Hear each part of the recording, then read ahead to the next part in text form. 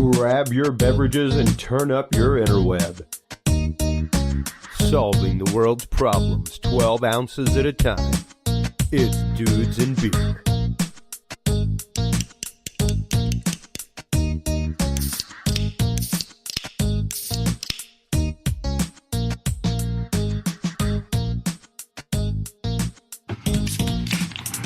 Well, hello everybody, and welcome to episode 173 of the Dudes and Beer podcast. I am Chris Jordan, your host. With me, as always, is the stalwart Stephen Bishop. Yeah! How are you tonight, bud? I'm doing great. How are you doing? Fantastic. I'm doing great. Yeah, It's great to be on Dudes and Beer 173. It's been wild. I've spent the last week at home with Dalbus and my mom taking care of stuff. Pretty things tied like up and that. busy and all, right? It's been interesting to say the least, but still getting I think some. you've been having a good time, though. It's been great. It's been great. I love spending time with the little boy. He's fantastic. Can't beat it, dude. Golden moments. He learns so much so fast. It's fantastically awesome. I was actually just talking about that earlier with our good friend Billy Joe Kane from Radical Empathy Foundation, who will be joining us live on air next week to talk about the recent FBI cracking of a huge human trafficking ring in the United States, as well as some of the horrors in the actual the child care system in and of itself within the adoption system, stuff like that.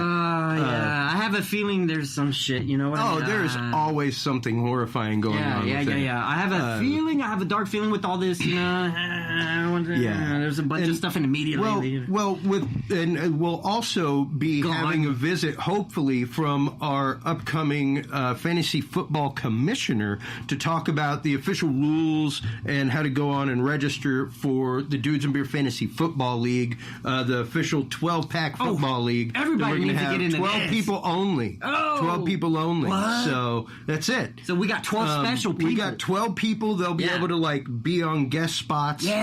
All kinds of stuff. It's going to be a super great interactive way for our audience to participate. This is going to be great. Week we'll be having a little 5-minute at the top of the show talking about who to draft, what's going on in the football scene. Dude, I can't wait to hear this. I can't wait to see this. So I'm very, very much looking forward to it. Our good friend Matthew McPeak will be our host for the Dudes and Beer Fantasy Football podcast. So keep in tune for that on the HC Universal Network.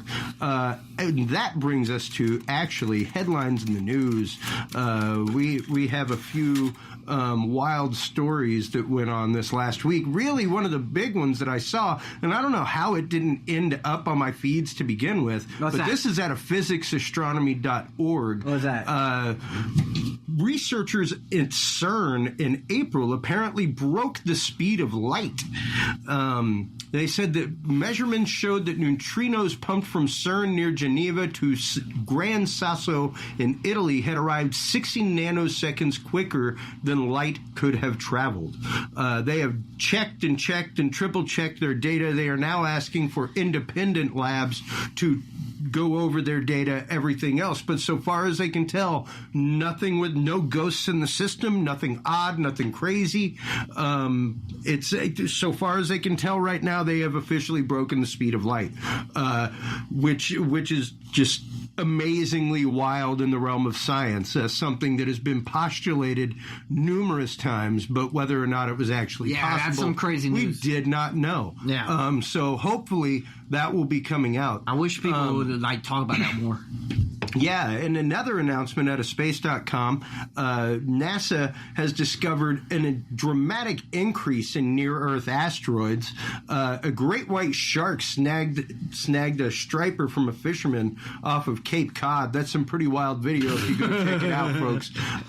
New Jersey has decided that it will not prosecute many weed cases that they have on the books until September. They are trying to make sure that these people who are up for prosecution right now actually do not suffer the hammer of justice, because they're looking at full legalization. I was going to say, right? In the state come September. So that's actually really lenient and nice on behalf of the DA. It's the least you could do. Well, and it's a big question even here in the state of Texas, of course, because we have a lot of people in prison for marijuana charges researchers in the state of Texas.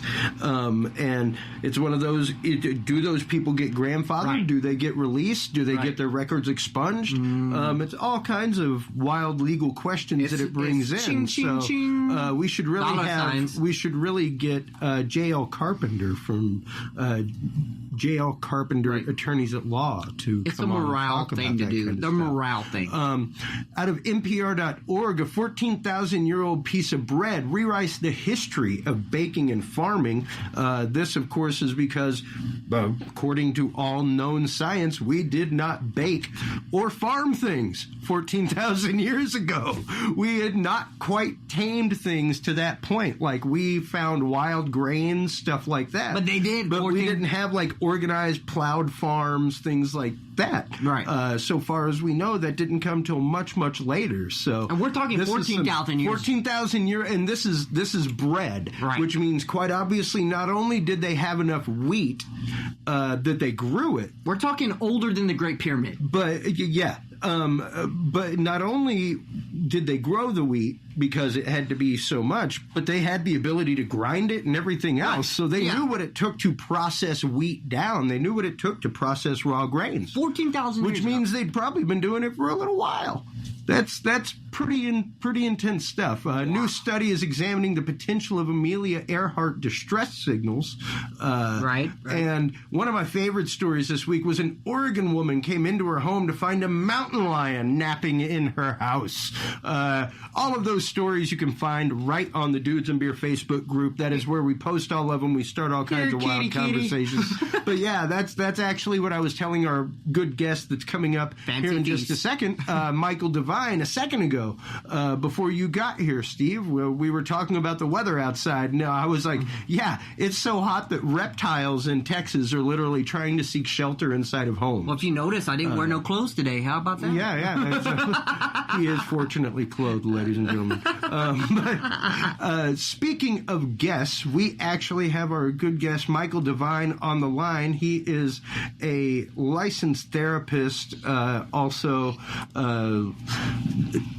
works at Michael Devine Counseling. He is a licensed independent chemical dependency counselor in the state of Texas as well as Ohio. He is also the author of the book Failure to Launch, about the topic of young adults in America. It's some of the issues going on that they're facing, where like 21, 25 is now officially the end of puberty, according to a lot of studies. So welcome to the show, Michael. How are you doing this evening? I'm doing good. How are you guys doing? Doing great. Doing great, Michael. We had a little chance to talk before the show. We had a chance to talk last week. We had a super fun time, and I invited you on the show just to talk about some of the things going on in our society from a therapist's point of view, because I find it very interesting, like we were saying off air last week in our private conversation, just sometimes it's hard for us as a society to openly have the discussions that we ragingly need to have. Exactly. Tell us a little bit about your therapy method and how it relates to things like that. Yeah, I think like a lot of times people, when they kind of come in for counseling, it's a colleague one time said it's like a house on fire. By the time they come in, things are just really messed up. They're so just overwhelmed. They don't even really know which way to turn, let alone figure out how to actually fix what got them there to begin with. And so a lot of times I just kind of like, when people come in, it's about, okay, let's just get an idea of, let's just quiet everything down. Let's just try to put the flames out, and let's try to get a survey of the land so we can understand what's going on in your life. Sometimes it can be about the here and now. Hey, I'm frustrated with this. I don't know what to do about this. Sometimes it really kind of goes back into things that they learned when they were growing up. A lot of times it even gets into a lot of just existential kind of issues, meaning of life. What's the point of everything? So it's, I always say like whenever like you approach a client, there's not one right way of working with someone. It's about finding the way that's going to work for them, and knowing what tools to kind of use in your toolbox. And so I think that's probably why I've been as successful as I am, just because I'm not just spouting this is the one right way. It's like, there isn't one right way. Yeah. And you know, I think that's an interesting statement in and of itself. I myself, having been to not just some talk therapy, but other therapies in my life, it's definitely the case that there is no in-the-box solution that will solve everybody's problem. Every case is different. Not even medication. It's interesting to even talk about SRIs, things like that, serotonin reuptake inhibitors. Most of the time, if you actually corner a doctor and have them and ask them, like, how does it work? They don't actually know. Otherwise, it would work all the time, every time, for everybody the same way. And it doesn't work that way. No, there's a lot of, literally the field of psychology really studied or started with the whole idea of individual differences. Why is it some people do one thing, but why is it some people do another? And so really our whole field has really been about why is everyone so different? Your guest last week was talking about Ibogaine, and we look at substance abuse treatment, and some things work for people, some things don't. It's just those individual differences. And anyone that tells you they have the cure-all or the one-size-fits-all is completely full of shit. There just isn't that. Yeah. It's funny. Like, I remember I've always had clients ask me, like, hey, Mike, if you can only give me one piece of advice that was like that advice that you can give everyone, what would it be? And at first I'm like, that's a stupid fucking question. There's no way. There is no answer to that. Right. Right. But I've been doing this. I've been doing it for kind of a while. And the one thing I will say maybe is universal, and I think this goes into just maybe the root, I think, of maybe some of the problems that we're seeing today is if you can learn how to be okay not being okay, that is one golden rule, I think, that will apply to absolutely everyone. It's when we're not okay and we start doing stuff to be okay, whether it be drugs, whether it be just do a behavior, or it's like that's where we get into trouble. So if you can learn how to be okay not being okay, especially as a parent, teaching your child, like, hey, it sucks. All right, yeah, you messed up, but all right, well, go back and and try hard. You got it. And it's interesting that you say that, because I came back to my wife, I think it was maybe even last week, and said that I wanted to make inspirational posters for my son's room, but not like normal ones, just posters with words on them, like think outside the box. You fall off so you can learn to get back up. Stuff like that. Real life lessons, things that, will help you in life if you keep them in mind most of the time. And one of the things that even helps me to this day, I remember my therapist Joe told me whenever I was first diagnosed with anxiety, that I get caught up worrying about the train that's going by. He's like, think about your anxiety and the things that you come across that bug you as a train. If you pull up to a train, there's nothing. You could try to go through the train, I guess. You're not going to have a lot of success with that. Nah. You could try to beat the train if you want. Frustration. But good luck with that. Your best bet is to sit there and just watch the train go by. Yeah, he's like, how hard is it to just sit and watch the train go by? No one can do that. Yeah. Take some training. It takes a lot, and I'm still working on that. But I think that's one key. Now, granted, there's a lot of societal ills that we just can't sit back and watch the train go by, of course. But there's also just this incredible vitriol going on in our society. I mean, our last election cycle was probably one of the most divisive since Lincoln, where families literally do not, like, I got people in my family that do not talk to each other anymore. And to me, that's a little out there. And I've got some beliefs that are a little out there, heavy, folks. Man. That's deep. That's deep. I see that so frequently. And like I was telling you last week, that's a lot of the reason that we started this show, was because at one point in this country, when we were just still a philosophic idea, you see, folks, we weren't even a country yet. People sat around the bar or the public house as it's called, the pub, and they drank beer or ale, and they talked about religion and politics and economics, and they disagreed, and they vehemently disagreed. Right. But the next night, they still came back to the pub and sat in the same seats. Yeah. And had the same conversation, and were willing to listen to each other at least. Yeah. But what are we facing right now as a society? You as a therapist, whenever you look and you see these things in the news where it's just a massive pendulum swing left and right, there is no shade of gray. It's either charcoal or bleach. Right. You know. And where does that for you as someone who's studied psychology and as a therapist, where does that begin? Where does that root really start for people, that black and white mentality? You know, honestly, me and my friends were actually talking about this weekend. It's at least my personal opinion. It's interesting as a therapist that it's funny whenever you look at politics and the political discussions and all these problems that are kind of going on in the country right now. You have all these people, you have politicians, you have, talking heads, all these media people trying to understand what's going on and why. But the one thing you don't get is actually therapists on there, the ones that are actually talking with people. We're like, honestly, I mean, think about exactly. The therapy room is the one place where you're getting people from all walks of life. They're being honest. I mean, they're literally telling you what the real concerns are, what their problems are. I mean, it's that one place, and one of the things that what you're really seeing in this country, and this is not about being, liberal or conservative. What it's about is it's Machiavellian. What's happening is that politicians, everything is about. Listen, it's about getting, it's about getting elected. It's about making a profit. And listen, I mean, this country is an awesome country.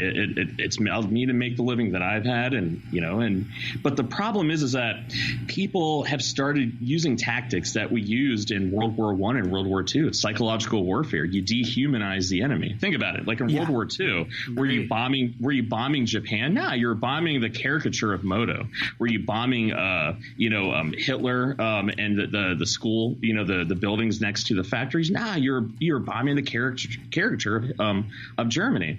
Yeah. That's what changed in Vietnam when people actually seen like, oh shit, war is like really bad. There's a big kind of knee-jerk reaction, but when you dehumanize the enemy, you don't have empathy for it. And I think what's happened is that between politicians and the media playing into each other, it's very Machiavellian. The ends justify the means, and it's about getting elected. It's about getting ratings. I mean, can't remember the colonel who quit Fox News, and he was basically saying it's like we're sowing all this fear and all this paranoia, and it's like I almost feel like we're doing a disjustice in that.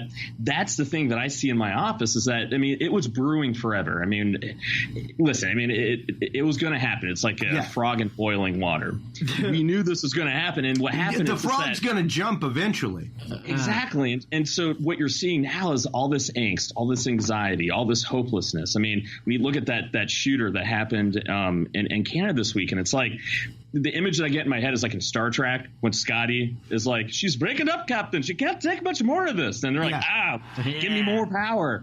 That's the problem, is that people that normally were never going to do something, maybe they would have been internally very upset. Those are the people now being pushed into edge because of all these nasty vibrations of everything that's going on now. And we've kind of jumped the shark, and this is what we're seeing. And that's why they need a used a better turn of phrase. We have absolutely jumped the shark, my friend. And the ends don't justify the means, and then we're tearing our country apart for ratings, to get elected, to make a profit. And that's why we're seeing the rise of far left, far right ideologies, because everyone's so angry and they want to get out there and say what they need to kind of say. And now we're getting to this dangerous spot of, like you mentioned, like doxing. It's like we're getting to this dangerous spot now where we're justifying doing really messed up things all in the name of, hey, because I believe in what it is and I think this is the right thing to do. And so it's a scary spot.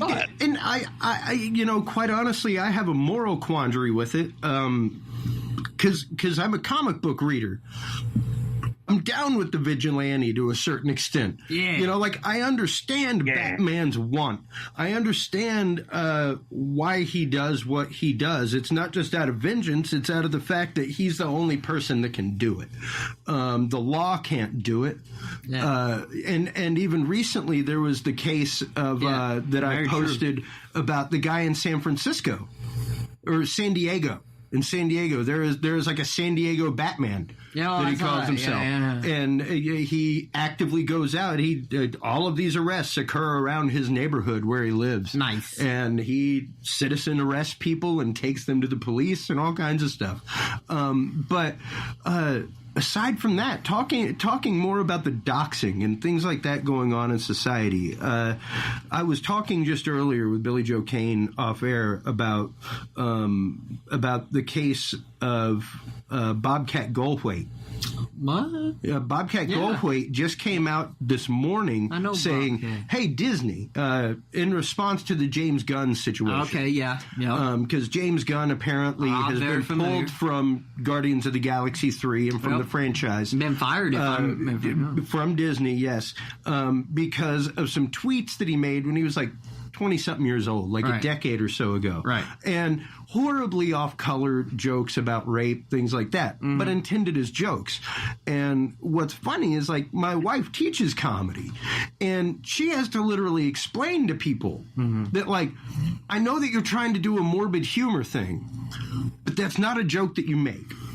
You know, like, there's a line, and that's not really a joke that you carry through. You know, you don't really want to, like, explore that in the realm of comedy. And she has to explain this to people. So quite obviously, it's something that more than one person does. And that's what Bobcat Goldthwait said was, "Hey, Disney, if you're going to fire him, you need to take my voice off the new ride that you're making." Because go back and read some of my tweets from a few years ago. I said some crazy shit. And if you think I said some crazy shit, you should really go hear what James Woods said on his Twitter. No, James Woods, dude. Don't read what James Woods says on his Twitter, because you're about to have his voice in the same ride as me representing Hercules in your World of Disney ride. So, you know, and it was one of those, like, wow, kudos for him for standing up and saying, if you're going to do that to one person, you need to apply the rule evenly. Right. B, just the fact that this stuff is happening. Right. It's wild and it's interesting to me. Right. Where do you see the origins of doxing psychologically coming from? Honestly, I think you kind of almost said it yourself. I think it is like that vigilante, like, you know, people seeing something, hey, I'm going to report this. Right. I think that, but I think it's also kind of a lot of times rooted in, you know, constructivism, priming. I mean, it really, so much happening right now. It's funny how when I was in college, you're reading all about like human perception, learning, and going, man, this sucks. This is so boring. When am I going to learn? Like, when am I ever going to use this? But then now you're seeing a lot of that where if like people are being primed, you think about it, like, let's take like a Twitter like comment, and let's say I primed this for, look at this racist guy right here, and then you read the Twitter comment. Now you're primed, going, you're already thinking, hey, this is a racist comment, so now I'm going to read into it, and it's racist. And so like we're getting into this whole thing of context. Like, I mean, I'm 38, almost 39, and me and my friends make jokes all the time. Like, man, like there was like Twitter and text messaging and digital photo. Like, man, we could be in a lot of trouble. Yeah, and so that's the thing. Like. Yeah. And we're none of us, like being my friends, none of us are, no one has a racist, sexist, you know, nothing bone. But man, if you had just heard one thing and put it through a context of something, now all of a sudden, and so now you got it. And so now the thing is, now what you start worrying about is because people either have an agenda or because they're primed and they're reading into things, and like once you say it, there ain't nothing that you can do to put that back in the box. If you call someone a racist, sexist, fill in the blank, you're done. Anything that I mean, literally, you could probably, I mean, you can almost do like an experiment. All your listeners, go on your friend's Twitter and like literally just go like, is this person racist? And like, because you're thinking racist, you're going to be able to see tweets on there where if you really thought it didn't know this person, you'll find what you want to find if you're looking for it, right? Exactly. And you got to look at it, especially in the work world now. I do a lot of business consulting work. And one of the things people are always asking is like, hey, how can we use social media to understand who somebody is and how they communicate? And that should be a really scary proposition for people, that all these things that people are putting out there. And some of this stuff is almost like, what the hell were you thinking? Why would you put that out there? It's a regular. Well, and that's interesting, because I really want to explore that topic, because it happens regularly. Oh, yeah. You see it in the news smooth once a month now. Rampant. That some CEO, somebody loses their job over something that they put online in college 5-6 years ago. Yeah. Stuff like that. I mean, even the head of Papa John's just recently retired, then came back and said, like, I shouldn't have really retired. I was just saying that. It was taken out of context. Yeah, right. But and it's a hard conversation and a tough conversation to have, but something that we talk about frequently on this show is the false concept of anonymity that people have with social media. And it almost, at least from my experience in the communities that I've been involved with in my life, they're addicted to social media. Well, it's not just it's addicting, right? Because it's like gossip, right? So they forget. It's like gossip, and if it's the same way as someone who, like me in media, like I was whenever I worked in media, I was telling this to Billy Joe Kane earlier. There's a term in media called the juice, and it's like you skip the first part, you skip the last part, and you just find the juice, and that's your soundbite, and that's where you go roll clip 18, boom. And there's the juice, and you spin it however you want. Huh. And that's how it's done. Right. I mean, heck, even we do it sometimes. Sounds like a commercial. But most of the time, it's to expose the fact of, look at how this has been used. And it's really interesting to me how the anonymity side, the anonymity concept that people have, like we've reported numerous times how over the last 5 years, it's gotten to 100% fold increase for Texas Parks and Wildlife for arrests. Yep. Because idiots post pictures like, look at this 10-point I shot. Fool, it's July and you shot it in your backyard. You just geotagged it. That's not legal hunting ground, and you definitely don't have a license to hunt deer in July. You're kind of in trouble, maybe. But for some reason, people think it's my private page. Right. People can't see it. Oh, shit. And it's this social concept that we literally do have people to in Brownsville duct taped their child, and then they got in trouble in Brownsville. Sure. Yeah, posted that shit, thought it was funny. Yeah. Yeah. Yeah, you know where they're at right now. I ain't got to say.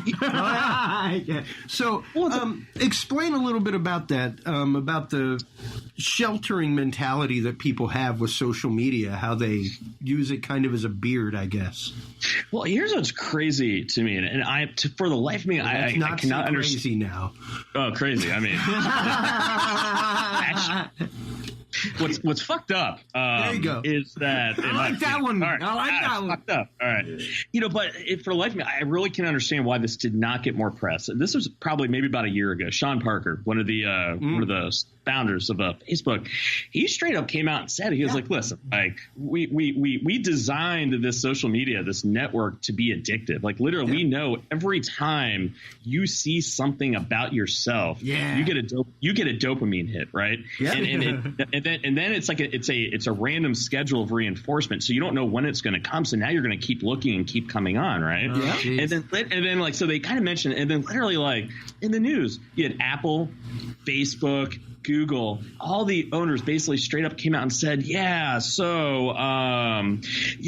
okay, maybe we made this way too addictive, and we may have fucked your kids up an entire generation, and my bad. Yeah. And then nobody covered it, right? And meanwhile, think about, like, you mentioned the example of like the guy, shooting a 10-point buck in July, right?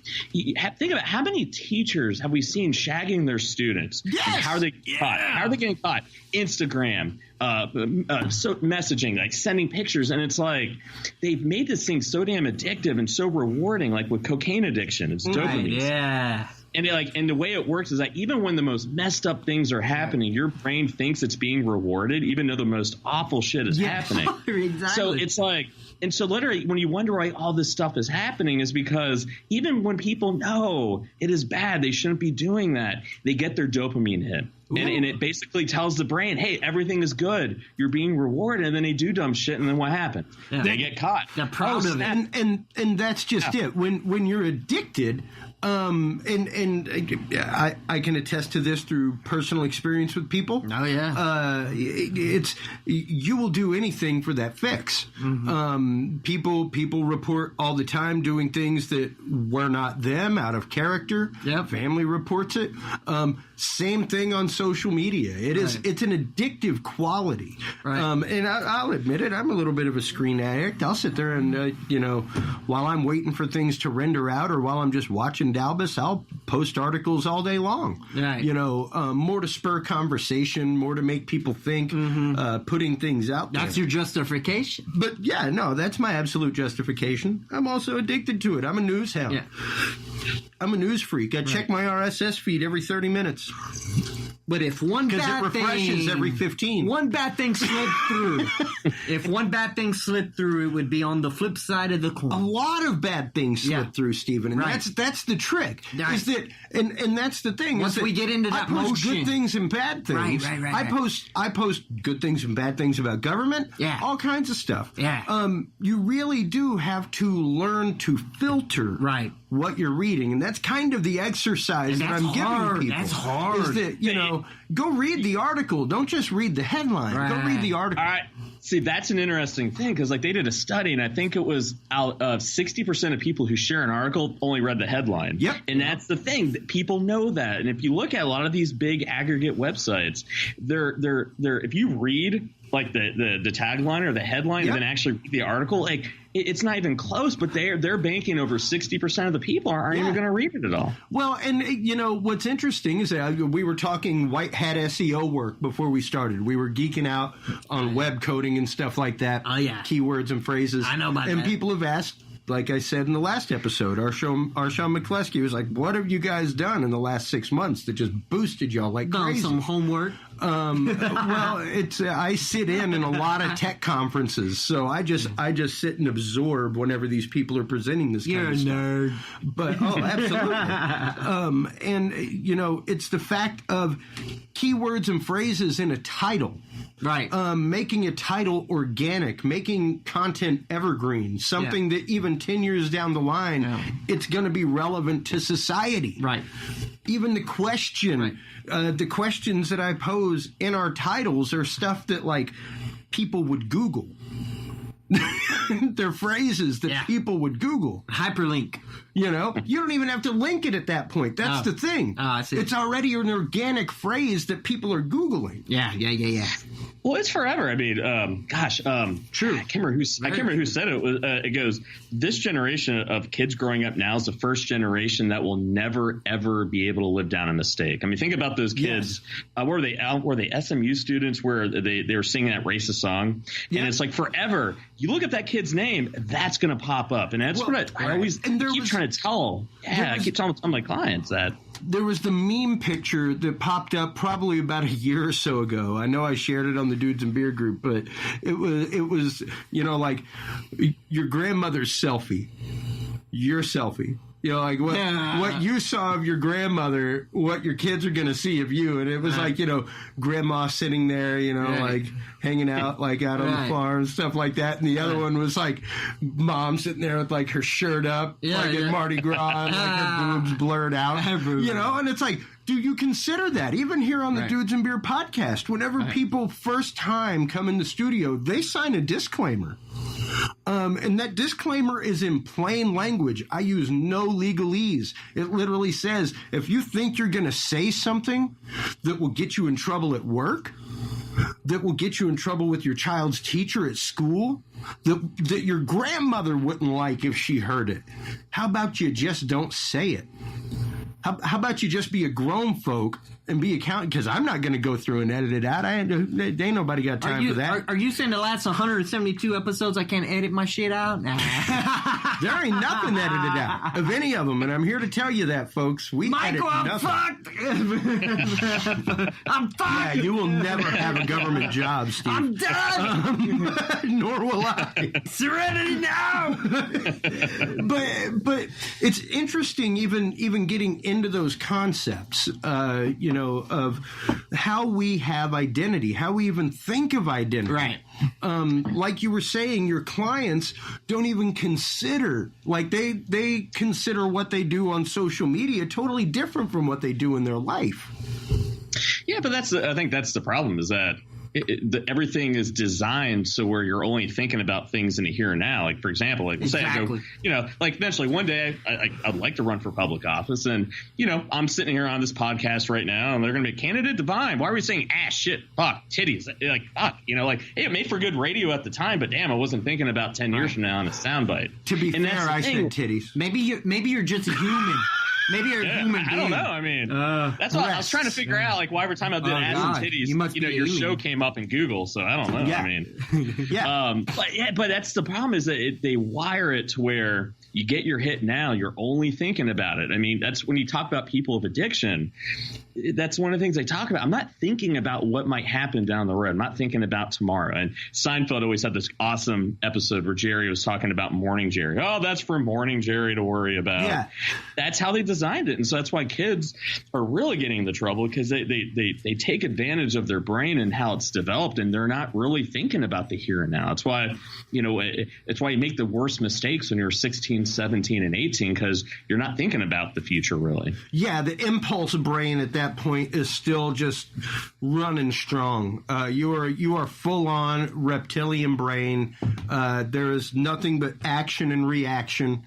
There is very little, and I'm not going to say not a whole lot of precognitive development, but the full on precognition. You of calling me stupid? No. Okay. I'm calling those 14 to 18-year-olds a very volatile group to deal with. Oh, of course.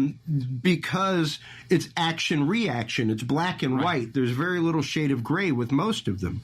And this is just through my experience of dealing with thousands of kids over a decade or so of teaching junior high and high school students.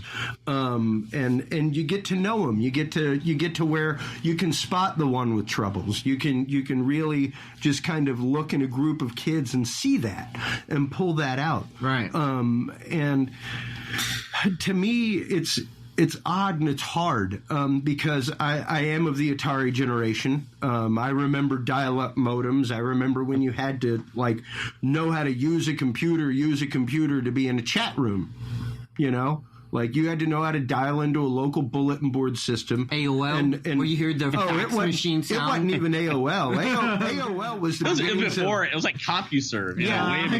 CompuServe. Oh, no, that's just it. It was bulletin board systems where you went and got like the Austin Chronicle and looked in the back, and there was a list of like 30 different bulletin boards that were run in town. I am so-and-so. Yeah.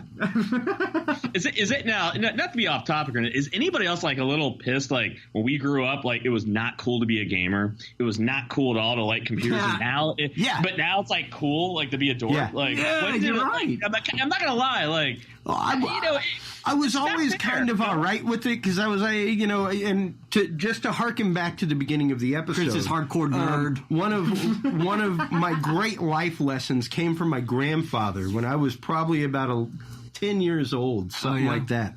He taught me a lot. He's the namesake of my son, Dalbus. He taught me so much, just common sense about life, things like that. Oh, of course, yeah. Grandfathers and grandparents, great. I was a person of awkward size. I was like 6'2" when I graduated high school. Your feet are like boats. 15 and almost weighed 100 pounds, like not quite, And that's awkward. Just big, yeah. And I was always kind of that way. And my grandfather would tease me because I sit with my feet on top of each other, like heel on top of toe. Yeah. And that's just how I chill. And he'd be like, oh, my share. Like he was Cajun. So I was Cajun. Like, oh, my sweet one. Please don't sit like that. You're going to scratch my ceilings.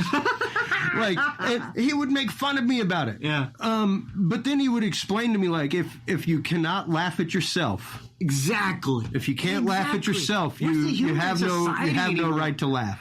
And I work in a hard industry. I'm here to tell you, folks, the AV industry, like, we razz each other. We razz each other like all day, every day. Where is it sad that we had before, that we had common ground, that we could joke about things openly and get along, you know, and have such a good time and get things done and just have fun and have a good time, you know? Now it's so prestigious or whatever, and we're just so on needles, you know, lately, you know? Well, and it's interesting that you say that. It looked like you had something to say there, Michael. Go ahead. No, honestly, like, there's an awesome book out there called Generation V by Dr. Jean Twenge, and this is one of the things she talked about. I've referenced this in my book a lot, is that the self-esteem movement, it started kind of like, you know, in the 70s, basically, where everything is about, you got to feel good about yourself. Everything is about no cold pricklies. Everyone gets a trophy.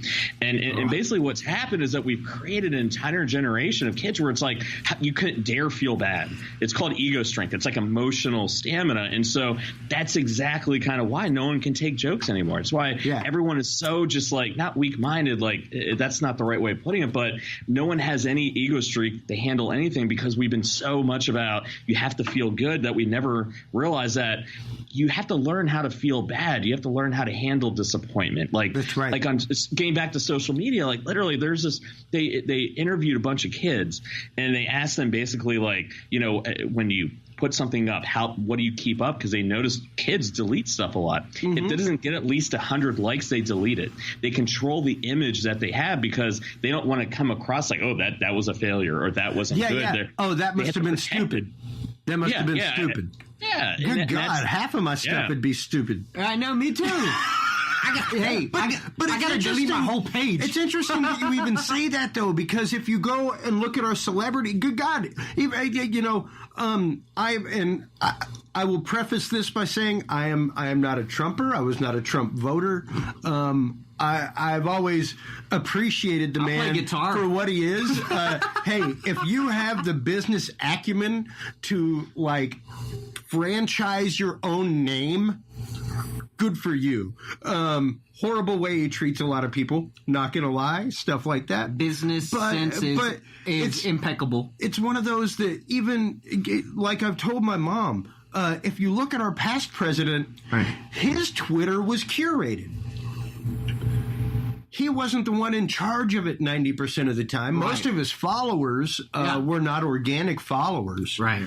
Many of them were bots, shown to be bots. Like, there are services you can pay for to check Twitter things and see how many followers are bots. Who's got time kind of for stuff. that? I ain't got time for it. Well, people with a lot of money to pay for this and trying to run a media campaign and all that, pay for it. But I was like, here's the interesting thing. For the first time, probably since, like, George Washington and people like Thomas Jefferson wrote their journals. Yeah.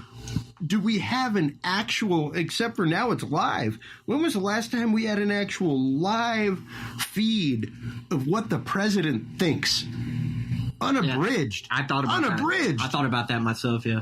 Like, there is zero filter there, folks. And if you kind of think about that, sure, a lot of what he says is like, oh my God, that's like, are you serious right now? Yeah, right. But at the same time, there is zero filter there, and you're getting an unabridged view. Right. Bypasses all branches, all filters. Yeah, well, that's the thing that, you know, regardless of what you think about as politics, you know, as a student of politics, that I really dig that you have to look at me. That's the one thing that he understood. No one got it. Like, when he was sitting there going, you guys don't get it. No one ever like, no, like, people don't really get, like, hey, I want, even if what they say is completely batshit crazy or completely just off the wall, I would rather have that than somebody who I know is giving me a line of BS. Somebody that I know is not being honest. Exactly. And that's what people talk about it. It's like, if you really talk to a lot of people that are hardcore Trump supporters, like, I think there's a certain percentage that are like, no, I agree with everything that he says. We get a lot of people, very intelligent people, that are just like, I don't agree with everything he says, but at least he's being honest. At least I know where he stands, and I appreciate it. And I'd rather have that. I'd rather have a known quantity than somebody that I know is not being honest with me. I'd rather have the devil I know. Yes. Yes. Than the unknown. Than the unknown quotient in the question. What a relevant in the algorithm. statement. You Yes, know, I love that. Yeah, you know, nobody likes solving for X. And nobody likes the devil, but they definitely want the devil they know. If you're going to have a devil, right, might as well know him. You may as well. And you know, even whenever me and my wife moved into our house, into a rent house, it was one of those. I would much rather find an individual owner, right? You know, to actively rent from, because then we have like at least a personal relationship with someone. You know, it's not just us and an unknown entity, that kind of thing. And I'm pretty big on that personal connection with that kind of stuff. Do you see that trend of people wanting personal disconnection in your field, Michael?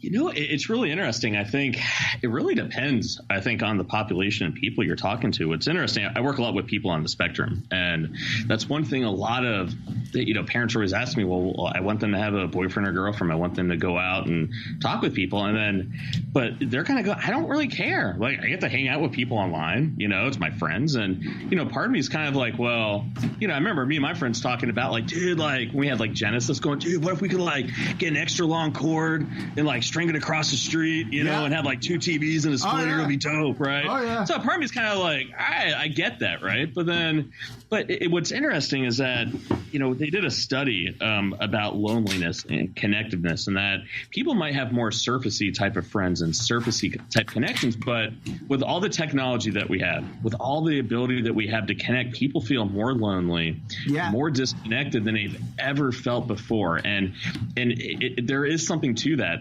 They did a study. It was really cool. They were looking at, it was an imaging study, and they were looking at the amount of time people are online. And it was something like if you're online like 18 hours or more a week and all your communications are electronic, they did neuroimaging studies.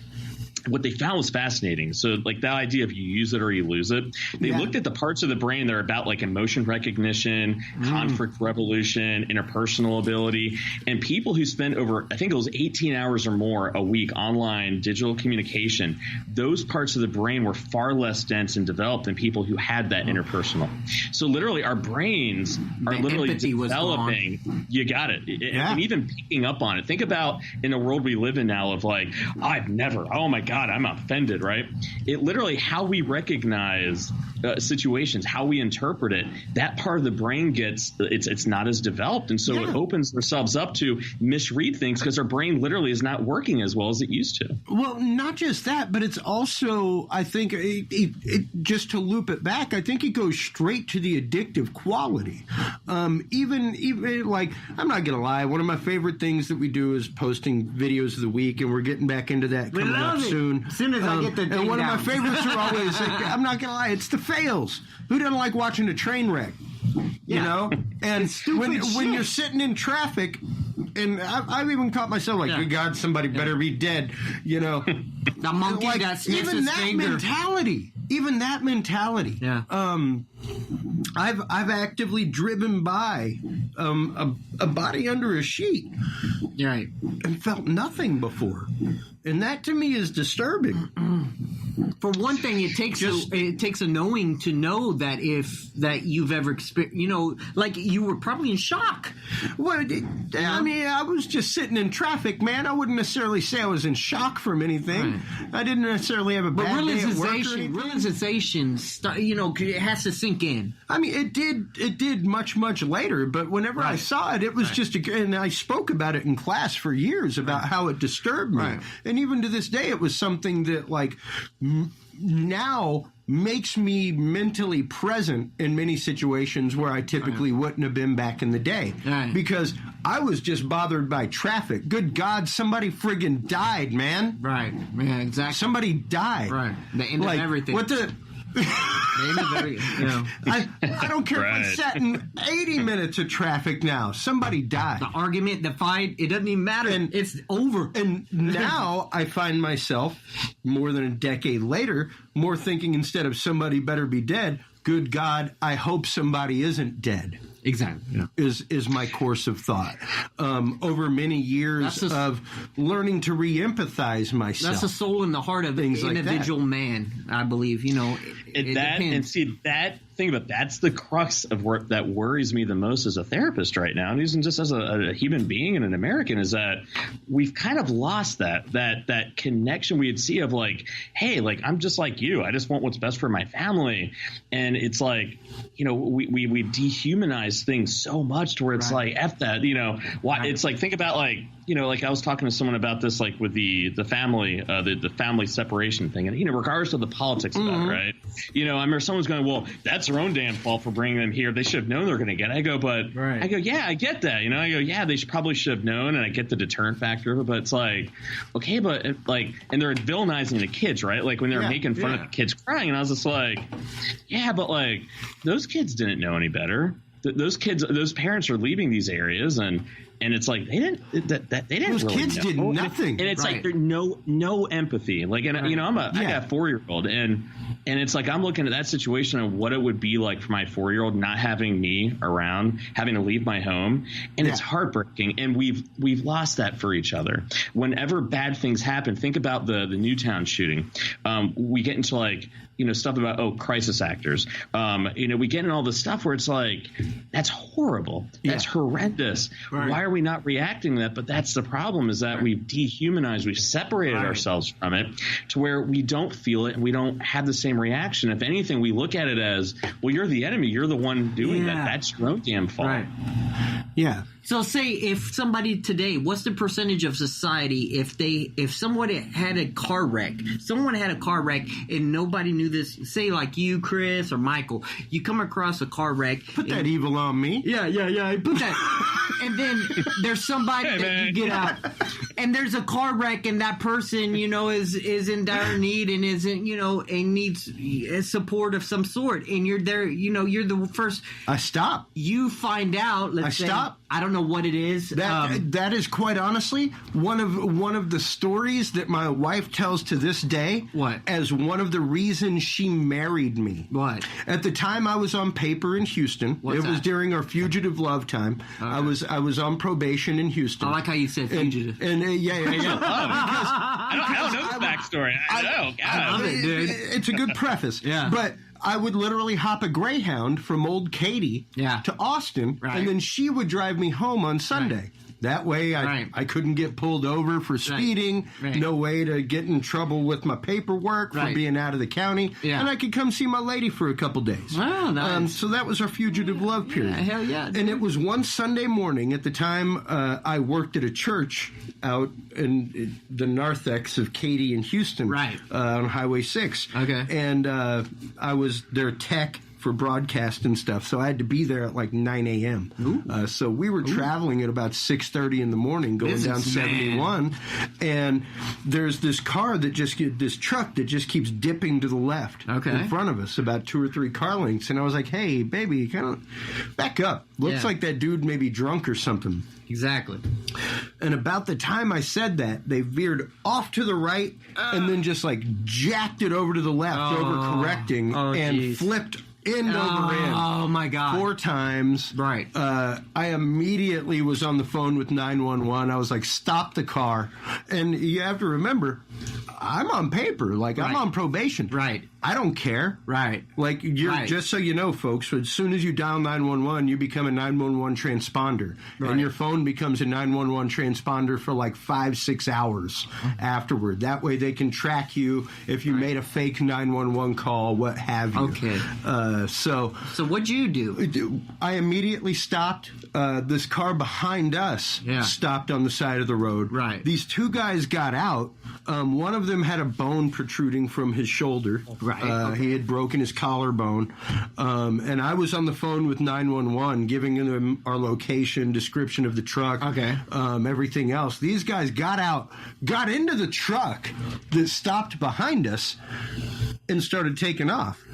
And I'm like, yo, hey, like, You just wrecked your car. Like, you got a bone sticking out of your neck, guy.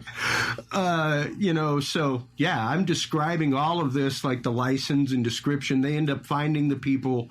I don't know what happened. They couldn't tell us for legal reasons, but they did tell us that the person was able to get help. But would you still get and the it was right there, like, that exit where we come out and go to U-turn to get to Houston from your house? Oh, it was okay. right there, bro. What? It was right there. I'm Holy not even shit. joking. Oh, my God. Yeah. Crazy, man. One of the most insane experiences of my life. But it was literally after years of caring for children, being in charge of like a group of 100 kids over a day. It was instinctual. I didn't even think about it. It was a muscular reaction to stop the car and render aid. Let's say, for instance, that you were going to render aid and you find out once you're, I guess, in the middle of rendering aid, or perhaps that you find out this person has different ideology. I really don't care. They're a human being. Exactly. I give a rat's ass less about what they believe. Right. They're a living, breathing person, and I will do everything I can do to make sure that I save them. Right. Unless they look me in the eye with deep soul and heart and say, "Let me go, man." Right. Yeah, no, that's a quit proper... pumping my heart and just let me go. Like, I can't do anything about that. But but I'm going to keep pumping their heart till they say it. Right. In this day and age, I do believe that would be an aspect of somebody's mindset of helping somebody, is if they are different in political views or and stuff like that. You know what I mean? Well, I think some people would be presupposing in that way, sure. You know what I mean? And you see it all the time. And I think that's totally wrong. You see it all the time where a politician or someone dies and you see people like, "Oh, good." You're like, right, yeah, exactly. Really? That's what I'm getting at, yeah. Like a human being just died. Right. You got to be a jerky about it? Yeah, but Go ahead, Michael. That's the that's the problem, though, is that we dehumanize the other side as you're my enemy. Yeah, you're actually trying to like bring this country down, right? And I don't care about you anymore. Someone dies, something awful happens, and it's like it's absolutely kind of awful, And that's but what's fascinating though is that it is like our programming. Like there's a part of our they did this cool little study where it was when you're thinking about yourself versus you're thinking more altruistic, you're thinking about somebody else, they're mutually exclusive parts of the brain. You can't use them at the same exact time. And I do think we're programmed at this person, at whatever. But when you're in that moment, you see someone dying, guess what? All that programming goes out the window, and that basic human decency kind of jumps in. If a building goes down or a bomber kind of happens, it's like no one's sitting there like checking your ID card of like what political party you're in, or if now it's about I want to save the next human being because that's what's decent. Yes. It's only after all that happens. Think about 9/11. When 9/11 happened, it's like, hey, this is what's going to bring a country together. You got to look at it. Took 2,000 people dying and 2 buildings crashing, right? And it brought this country together for about a month and a half? Yeah, 2 months, and then brought us apart in so many ways since then.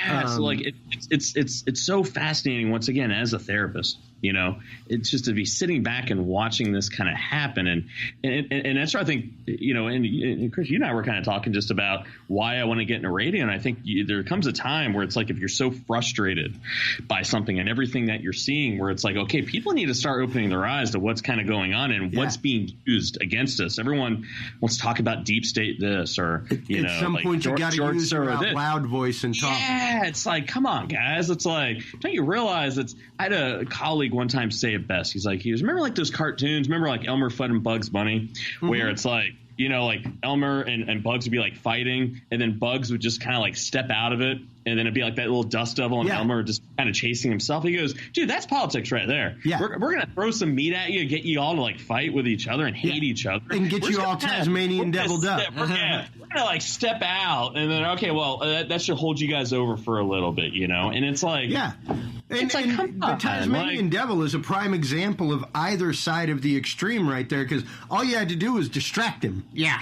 All you had to do was distract him with something, and he'd just go off. Think about it. You were saying, like, at the beginning of the show, it's like the whole idea of, like, good versus evil comic books, right? The thing about comic books, there was a black and white. This is a good guy. This is a bad guy, right? Yes. The problem is now it's like, at least as a therapist, I get this sense where it's almost like punching the wind, where it's like you don't even know who the enemy is. You're just so angry. You're just throwing haymakers in the dark, and it's going to land and hit anybody, and you don't even know who to target. And this is where we talk about doxing. We talk about just all this crap that we're seeing. It nobody knows who the enemy is, but we're all angry. We're frustrated. We're being screwed and we're over. going to do something about it. Right. We're going to do something about it, and you're telling me this is my enemy. I'm just going to go after you because it seems right. It's literally the movie Network. Yeah. We're all in the movie Network, and we're mad as hell, and we're not going to take it anymore. It's just shifting blame to something. Be it politically, what have you. And something we can focus it's an odd place where we as a society, as humanity, have come to, where, like you said, we've lost this sense of empathy, Stephen. We've lost this sense of... I feel it every day when I'm at work. Not just what's the other person's ideology, what's the other person's story. Right. How did they come to that ideology? And I think that's so much where a background in psychology helps me, and a background in working with youth and things like that, and working with people in their formative years and social media seeing these horrible decisions the news, that they make. Yeah. You know, seeing these black and white, like you were talking about, how youth tend to see things in a black and white format. Well, you can't have empathy for anyone anymore. In the era, and this is, think about the whole Cambridge Analytica thing, where it's about we're literally controlling your reality. We're only going to, we construct our entire view of reality based on the information that we're giving. And you had a group of people basically going, we are selectively going to present you information like the CIA. The CIA realized a long time ago going, listen, if I tell you exactly what I want you to think, you're going to know it, right? If I manipulate the facts, you're going to know it. What I'm going to get you to do, I'm going to instead manipulate the environment around you where you're going to come to the conclusion that I want you to come to, but you're going to think it's your own. That is the scariest thing. It's like we're living in, that's scary as fuck. And I look at media right now, it's like we're living in a bad Airbnb situation. Think about it. Really good pictures, and then you go there and you're like, "What the fuck is this?" Like, but the thing is, that's what they do.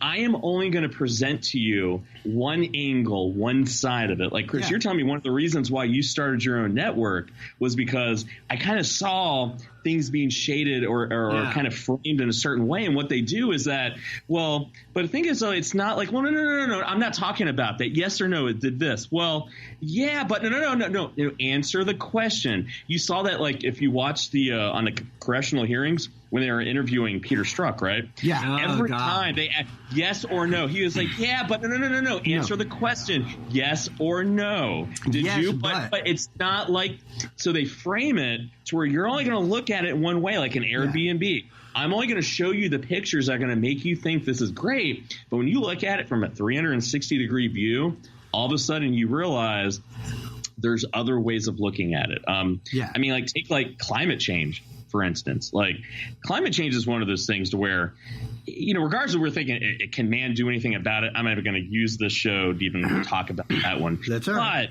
But, but it's one of those things. When you look at data, it's about, okay, like, what data are they presenting about the whole climate change thing? So you got like 90% of scientists going, hey, listen, this is what we think is kind of going on, right?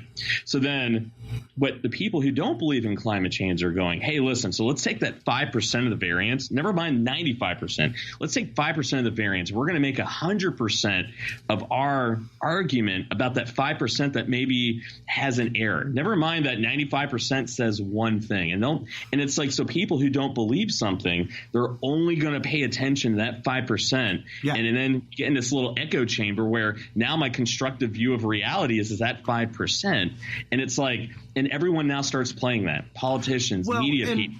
We talk a lot about the quote-unquote religion of science on this show, and the issues with it, the issues behind it. Do you yourself, as a therapist and someone in the psychological field, see that happening, where there is kind of a myopic view of things, where I guess the best way to put it is lack of evidence is not proof of non-existence. I think people just don't really understand. I mean, given like when you're in academia for so long, like you do research, you understand it. But I think people a lot of times don't really understand like how psychological research works. Like a lot of times we're not saying 100% it's this, right? Most of the time it's like, all right, 95% of the evidence says this. And not only that, when we do research, our research initially is to try to disprove your hypothesis. Like that's your first step. I'm going to try to disprove this thing, because you do that because you don't want to like skew your findings at all. And only if you can't disprove it, then you start looking at the data. But the thing is, it's like 95% chance or 90% of the data says this. It's like, hey, I'm not saying it's 100% because obviously we don't know everything about this. But if 90% of the data is saying this, okay, I probably, I probably should kind of do that. And that's the thing. I think what you're saying is really there is an exaggeration of points of datum instead of looking at the data as a whole. And nailed it. We had a great episode with a data analyst, and we need to have him back on sometime. It was back up around South by. I had him in. I had met him, and I was like, we got to go do an episode right now. Yeah. And we were talking about how people have this tendency to look at points of datum and apply it across a broad spectrum instead of looking at the full field of data provided. Even the concept of you would be hard pressed to find a student now that could write a proper thesis paper. Dude, you nailed it. That is the problem. Is that so? It's kind of like you have like first, second, and third sources of information. First source would be I read the actual article and I looked at the data, and this is my opinion based upon that.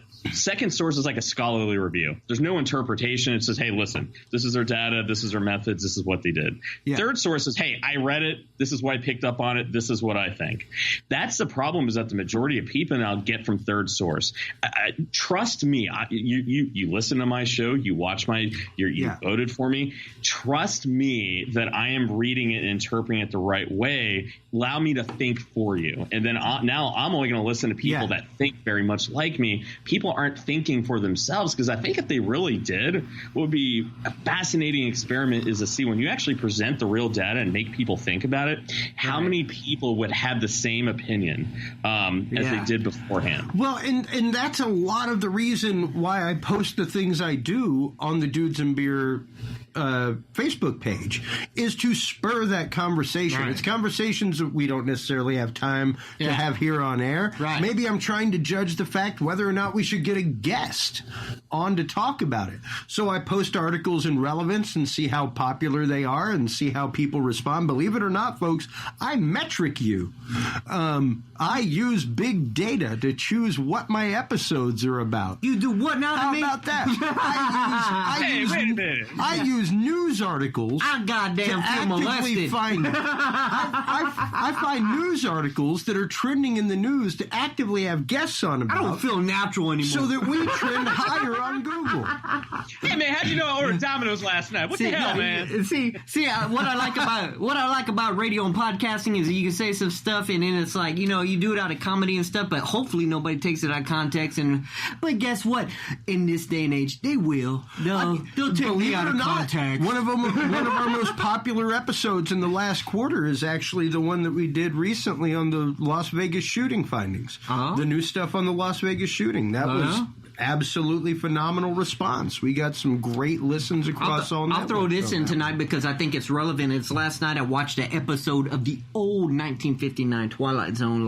It was season 3. I want to say it was episode 2 or 3. Yeah. And it had... and we are going there right now, everybody. Welcome. Door with the key of imagination. Go ahead, Steve. So, anyways. I lost connection there for a second. I was like, wait for it. The episode was called 2. You're moving into a land of both. Okay. That's the name of the episode, 2. TWO. So, anyways, it had... everybody knows these characters. There's only 2 characters in the whole episode. Charles Bronson, young Charles Bronson. Yeah. and Elizabeth Montgomery, who later became Bewitched. But anyways, it was something similar to what we're talking about today. He was of a military of another side with a uniform. She was of a military of another side, different uniform, right? Post-apocalyptic, whatever, right? Yep. I remember the episode well. You exactly remember.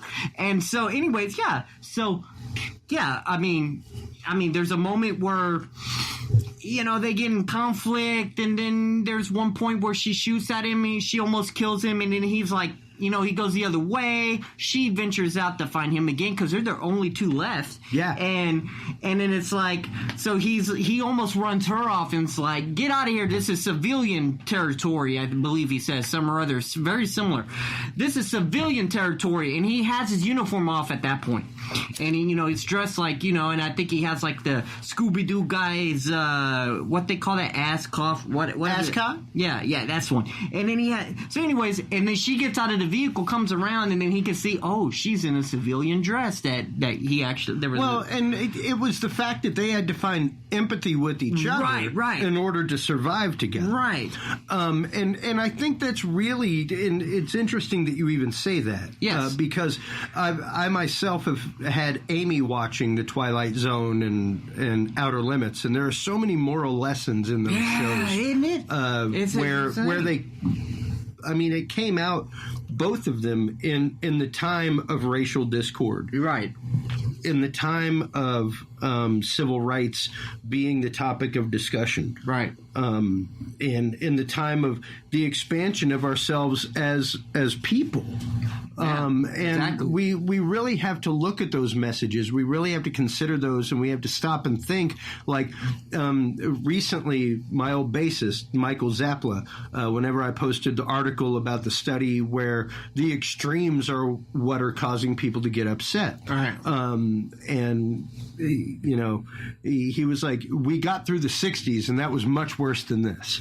And if you look at it, that's absolutely true. Huh. At least now, most of society is woke to the fact of what was going on in the 60s. Right. You know, at least most of us have respect for other people. Most of us understand these complex issues. There's a pie slice of society.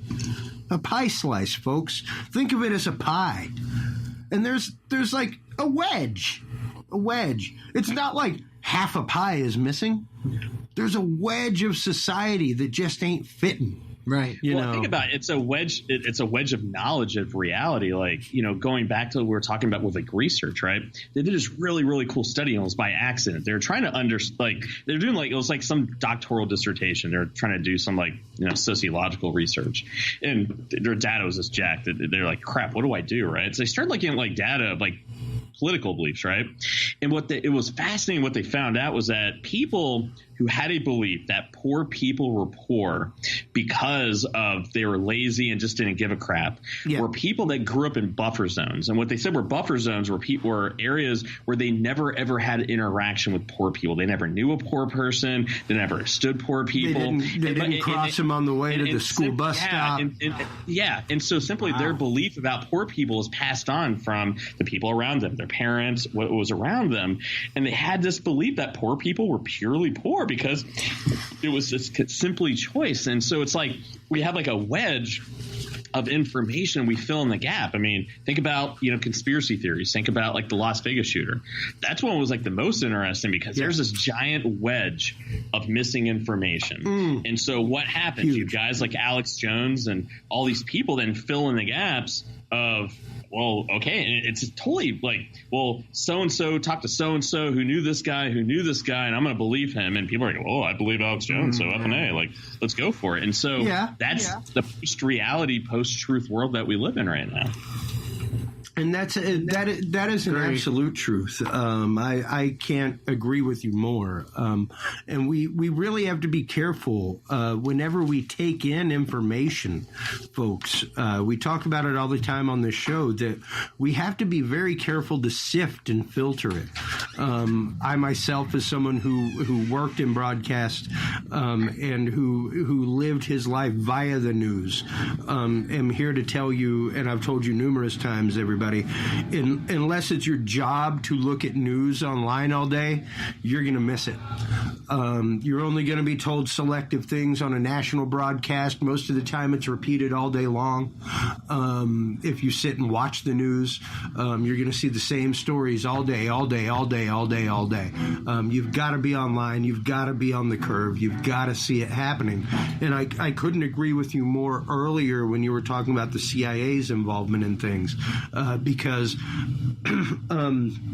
so many times people forget that they funded things like Facebook in its infancy through In-Q-Tel. In-Q-Tel also was a huge funder of Niantic Soft, which were the people that made the Pokemon Go game. They did a lot of live mapping, that kind of stuff. And if you go to the In-Q-Tel website and check it out, you'll actually see the fact that they talk about that they are actively looking for these technologies to be able to change things. Even now, there is a future force that it's not even a theory, folks. It's happening. Like, I sat there and watched the live feed from the Pentagon when they announced that they will be adding 500 military personnel in the Austin, Texas area into embedded in local tech companies, embedded in local tech graduate programs at UT, Stephen F. Austin, things like that, where they are looking to future technologies, where they're looking to wireless weapons, where they're looking into the future of cyber warfare, all kinds of things. It's called the Future Warfare Department. And it's phenomenal that this is where we've reached, that, like you said earlier, information is now weaponized. Yep. And it's a terrifying truth to know that. I'm a big movie kind of buff, and sure, there's a movie out there, M. Night Shyamalan, called The Village, right? I'm sorry, it was a shitty, awful movie in so many ways. The message behind it. The message was that what he was trying to get across, that here was an entire group of people where they controlled all the information. They had an entire view of reality, and only was that view of reality pierced when they went beyond. They crawled out of the cave, per se, as seeing how things really were. And it was such a powerful movie of letting us know the world that we live in now. All the information that we get, how we construct our view of reality, is literally being shaped and manipulated. And not only that, we're doing their job for them. That echo chamber, that tribalism, political tribalism that we're in right now. It's interesting. I would actually love to do an episode with you about the subliminal messages of movies, the subtle reality of movies. I've talked numerous times. Of course, whenever you talk about that, the first thing that comes to mind is Truman's Show, where all he was ever given his entire life. And there have been studies, there were the studies of disassociation that happened back in the 60s and 70s in old Mother Russia, where they showed where people basically became like a wild person when they had like no connection with humanity in the formative years of their life. And they left them in blacked out chambers. All they saw was gloves giving them food, things like that. And without human connection, these people suffered major psychological trauma in the first parts of their life. And that's one reason why I refuse to give my child a tablet. My 1-year-old child will not have a tablet. Oh, you're talking like electronic tablet. Yeah. And I mean, we did. I'm sorry, we covered an article. I'm still in that age. A tablet might mean a paper. We covered, and what's funny is a few years ago, I had the genius idea of analog Minecraft. Yeah. Because Minecraft is so popular with the kids. We had Minecraft. It was called graph paper and colored pencils. Yeah, that's what I'm saying. It's analog Minecraft, kids. You can build your whole world right there. It was called woodshop class. I actually built a bread box. We had Legos. Exactly, dude. No, you got to keep it on that level, man. But it's one of those. I refuse to just like give him a tablet to silence him. If I'm going to give him a tablet, it's going to be something educational. What's he going to do? Fruit slice? And that's the thing. There are a lot of kids that play stuff like that where they're 3, 4 years old and they have their own tablet. Yeah, we covered the story where teachers are saying that though parents think it's the kid's best friend, the teachers think it's their worst enemy, because the sociological things that go along behind remember when we were in high school, what it was to have the new Air Jordans. I saved up in my day. $40 the new parachute pants, or the new Swatch watch. The next week it was the Swatch. Yeah, God, the new jelly Swatch. Yeah, all that kind of stuff. No, that's the way it was. The hypercolor shirt. Good God, if you didn't have a hypercolor shirt, hypercolor shirt. I forgot about that. And the naked Big Michael, he's taking me down to fucking like the sociology. Think about him getting beat up for starter jackets. Here's the thing, though: the sociology behind that, the sense of belonging, the sense of oneness. Exactly. And there have been numerous studies done. I'm sorry for anybody who thinks like school uniforms are a horrible thing, but there have been numerous studies done about the effectiveness of school uniforms as far as education and attention span and things like that. Needing to be the other person or higher because person. It's a level playing field, man. There's no alligator on somebody's shirt. There's nobody saying, "Hey, your little horse has 4 feet instead of 3." You see that dress Susie's wearing today? Ooh, all that kind of stuff. There's no like American Polo Club is not polo. Jesus. But think about it though. I mean, like when we're talking about like, and this is really right up my alley. Some of the things that are really bothering me is that from the time that we are young, we are trained to be consumers. Buy this, get this, buy this, and if you don't buy it, you feel this dissonance that if I don't have it, I got to be part of it, and then society will really fuck with you if you don't get into that. Here's the deal now. Go ahead. But think about as we get older now. Think about like all these people. Like think about who have everything. Think about like Anthony Bourdain, huge influence of me. Right? Think about Demi Lovato today. Think about all these celebrities. Think about all these people that have everything. Right. And what I'm finding, because I work with a lot of affluent people, and what you're finding is that we've been trained so long that it's the next thing. Get this, get your head. Your whole life is about that. And when all of a sudden you have everything and you're miserable and you're unhappy and you realize it, and then everything that you've been taught nothing is changed. Not the answer. You're miserable. It's so miserable. You're talking like Spade and Bourdain. Here's the issue. Here's the issue. You're still miserable. Yep. And I've said it for years. I worked for years in rock and roll, Michael, before I became a corporate AV technician. And I said it for years to people that were like only fans of old Metallica. And I would literally give them a to their face double middle finger. And be like, screw you, dude. Because these guys decided to straighten up their life, quit living their life on rails of cocaine and bottles of whiskey, and actually get some help and realize that they were multimillionaires and could be happy with what they had done and move on to something else. You choose to not support them. Right. Yeah. What kind of fan are you actually? I think from another level, from my perspective on maybe some other, whatever level, is that it was a lot of people were like, the hair was cut, I don't give a damn. It was like a visual. It was like a visual. Whatever. Oh, they cut their hair. People change. Yeah. And it was just change. People evolve. And if you can't evolve with it, and this is something that it took me years to realize. If you can't evolve with me, do we really need to be involved? I really question if the movement ever happened, the dislike of that at that point when they changed, if they never cut their hair. That's the question I have. Let's explore real quick with the therapist the concept. If we don't evolve together, do we need to be involved together? Because that's a huge source and crux of addiction.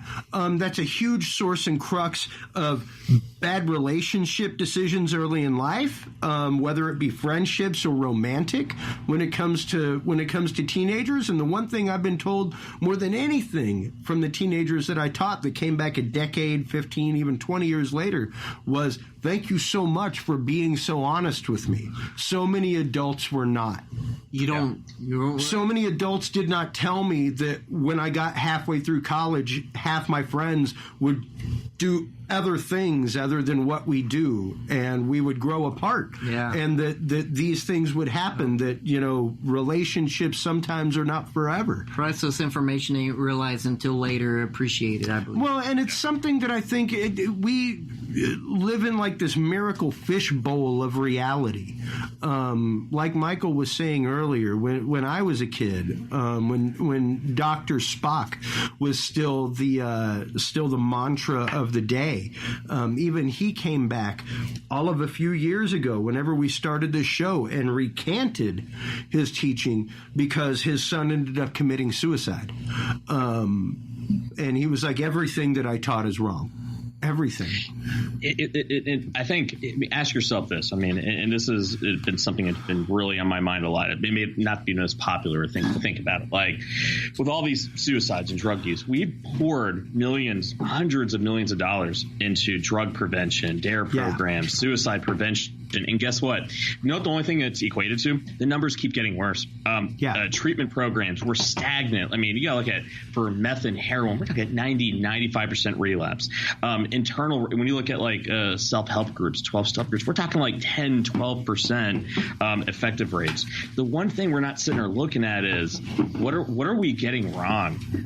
What is, there's a great book by, I think it's Maya Sherwood, talking about how addiction is really, it's a learning disorder. It's a neurobiological coping learning disorder. Yes, it is.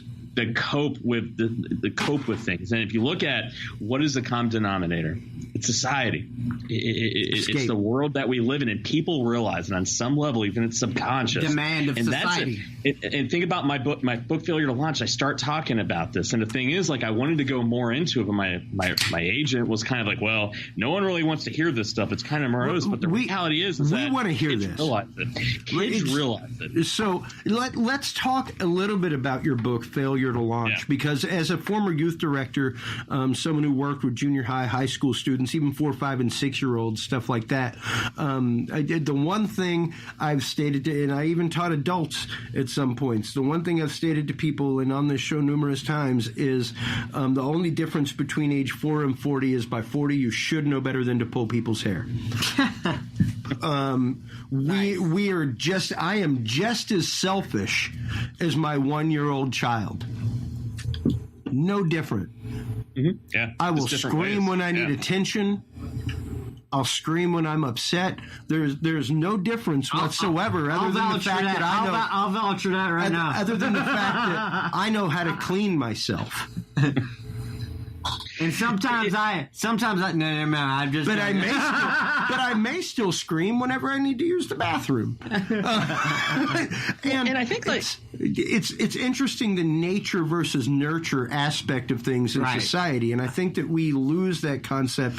We spend so much time thinking about it takes a village to raise a child. We forget what it is to be a child. B, we forget what it is to be a village. And think about it. What we were talking about this whole time is that we're turned on each other. We're separate from each other. And, exactly. And what's so interesting is that when you talk with kids now, I mean, I remember I'm in my 30s now, and it's funny how when you looked at like, okay, I'm going to go to college, I'm going to get this, I'm going to get that, then all of a sudden you find yourself going, all right, well, I have everything that I've been told I need to have, and it's like this is the time in my life you start looking for that meaning, higher purpose, and which is kind of why it's like, okay, maybe my higher purpose to change things, get people people to look at things differently, more of an impact. But what's crazy, I think about that now with all the knowledge that I have. The thing is, I'm finding with kids nowadays, it's like they're 16, 14. What's the point? My mom and dad are telling me to get this, and I have everything I would want, they want, but they're miserable. They're divorced. My dad's an alcoholic. My mom just shops the whole time or is on the internet the whole time.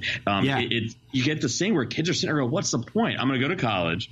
I'm going to go into debt, or my parents are going to go into debt. I'm going to do a job that's going to take me away from everything that I want. But then I know if I just focus on doing all the things that I want, I'm going to be miserable. I don't even want to do the schoolwork. And what's the point? Why am I going to do that? And it's just, then it's bide time pretty much. Hey, Michael, I got a question. Do you ever have the parents on? Like, if you have a kid like that saying what you just told me, like, do you ever say, like, hey, talk to the mom or parent, or you know what I mean? I mean, gosh, this is where it kind of gets tough, because it's like when you talk about these very deep existential, kind of things, and even as a therapist, when you start kind of adding your own 2 cents kind of into it, like, listen, guys, it's like, look what you're doing. A lot of times people either don't want to hear it, or 2, the kids really don't want the parents to know that. So you try to fill them in a little bit, but that's the whole problem, is that you keep bringing it back to, what if it's a societal thing? Right. I feel like as a society, we used to be a country that used to be about, like, we land man on the moon. We would solve problems, and it's like together. Together. And now I look back going, now where we're kind of at, and it's like, it's like, God, where'd we go so wrong? Where now it's like the analogy I use, it's like an oven that keeps burning bread, right? And it's like we keep sitting there thinking of all these really elaborate ways to, like, how do you cut the burn ends off of things, and make it look like it's not burnt. But it's like what we don't want to sit there and look at it. It's like it's the oven that's baking the bread. Yeah, and turn the temperature down. And the reason why we don't do that, because we have to change. We have to change radically everything that we're doing. And there's a great book. It's called McDonaldization of Society, and it's about how we make everyone just consumers and id-driven and impulse-driven, and the collateral damage of all that is what we're seeing now. And as a therapist, I look at a lot of times my job almost as like, it's like treating a soldier for PTSD, where after the end of the session, you're sending him back out to the battlefield, or like a lung cancer doctor treating a guy for lung cancer while he's still smoking while working in the coal mine. It's interesting that you say that. I'm recently rewatching MASH, one of my favorite shows ever. Probably some of the best writing that ever happened on TV. They cover so many topics. But one of my favorite characters in MASH is the character of Sidney Freeman, who is Sidney Friedman is the psychologist. He goes to various places and deals with people. Of course he is. And Friedman's very close to Freud. There's an episode where he himself is having an issue because a patient of his that he released back into the field that showed no issues. He was suicidal, everything else. He'd helped him out. Right. He seemed perfectly fine, and he sent him back out, and he ended up dying in the field. And he just couldn't deal with it. And Hawkeye was like, we lose guys every day. And he was like, yeah, but when you lose guys, you just lose them. When I lose them, I lose their mind. I lose something else. I lose a person, not just a body. He felt like he didn't do his job. Yeah. Like he had left something incomplete. Right. And it's always that person. You can always try and influence that person to correct or make them feel a certain way or better themselves. You can never be that same person. Well, you can try. The fact is, Michael's shaking his head. He knows exactly what I'm talking about. The horrible fact is, they are ultimately under their own sin. The most painful part of therapist, minister, teacher, mentor, parent, but it's hard. It's the fact of you can lead the horse to water, you can't make the horse drink. Exactly. Yeah. Yep. And the thing is, like, what I've started kind of doing a lot with clients. I think a lot of times with those depression, and they're like, well, this is messed up, that's messed up, and it's like, well, let's change how you view it. And what I've really started looking at, going, the irony of depression a lot of times is that the problem is a lot of times the solution. That you care so much about something, you're so frustrated with something. It's like, well, okay, if you're that angry about it, do something about it. Yeah. You know, if you're that angry, you can't not think about it. Your programming doesn't even let you not then do something about it. And that's the irony of, but then when you make kids so weak-minded anymore, so impulsive, so like, well, I want the result here and now. It's like, no, that's a long play, man. Yeah. Your job might literally be to set the table for the next person. But if you care that much about it, then do something about it. Yeah. And I think, and I think if, you know, but it's tough though. I mean, it's, well, and you know, quite honestly, I think one of the best decisions my wife and I have made is to A, not have cable, B, not really watch broadcast television unless it's through a service like Hulu. And it's mainly because like I'm in a habit whenever I'm with my son in the mornings, the first couple hours between when he wakes up and his morning nap. You got them Teletubbies, man? No Teletubbies, because Teletubbies didn't teach anything. Yeah, right. I'm cool with Fraggle Rock. I'm cool with Schoolhouse Rock. I'm cool with anything that teaches a lesson. Anything that, like, one of my favorites is Perro y el Gato. We have HBO. Yeah. So, like, we subscribe. It's like $7.99 a month on Amazon Prime.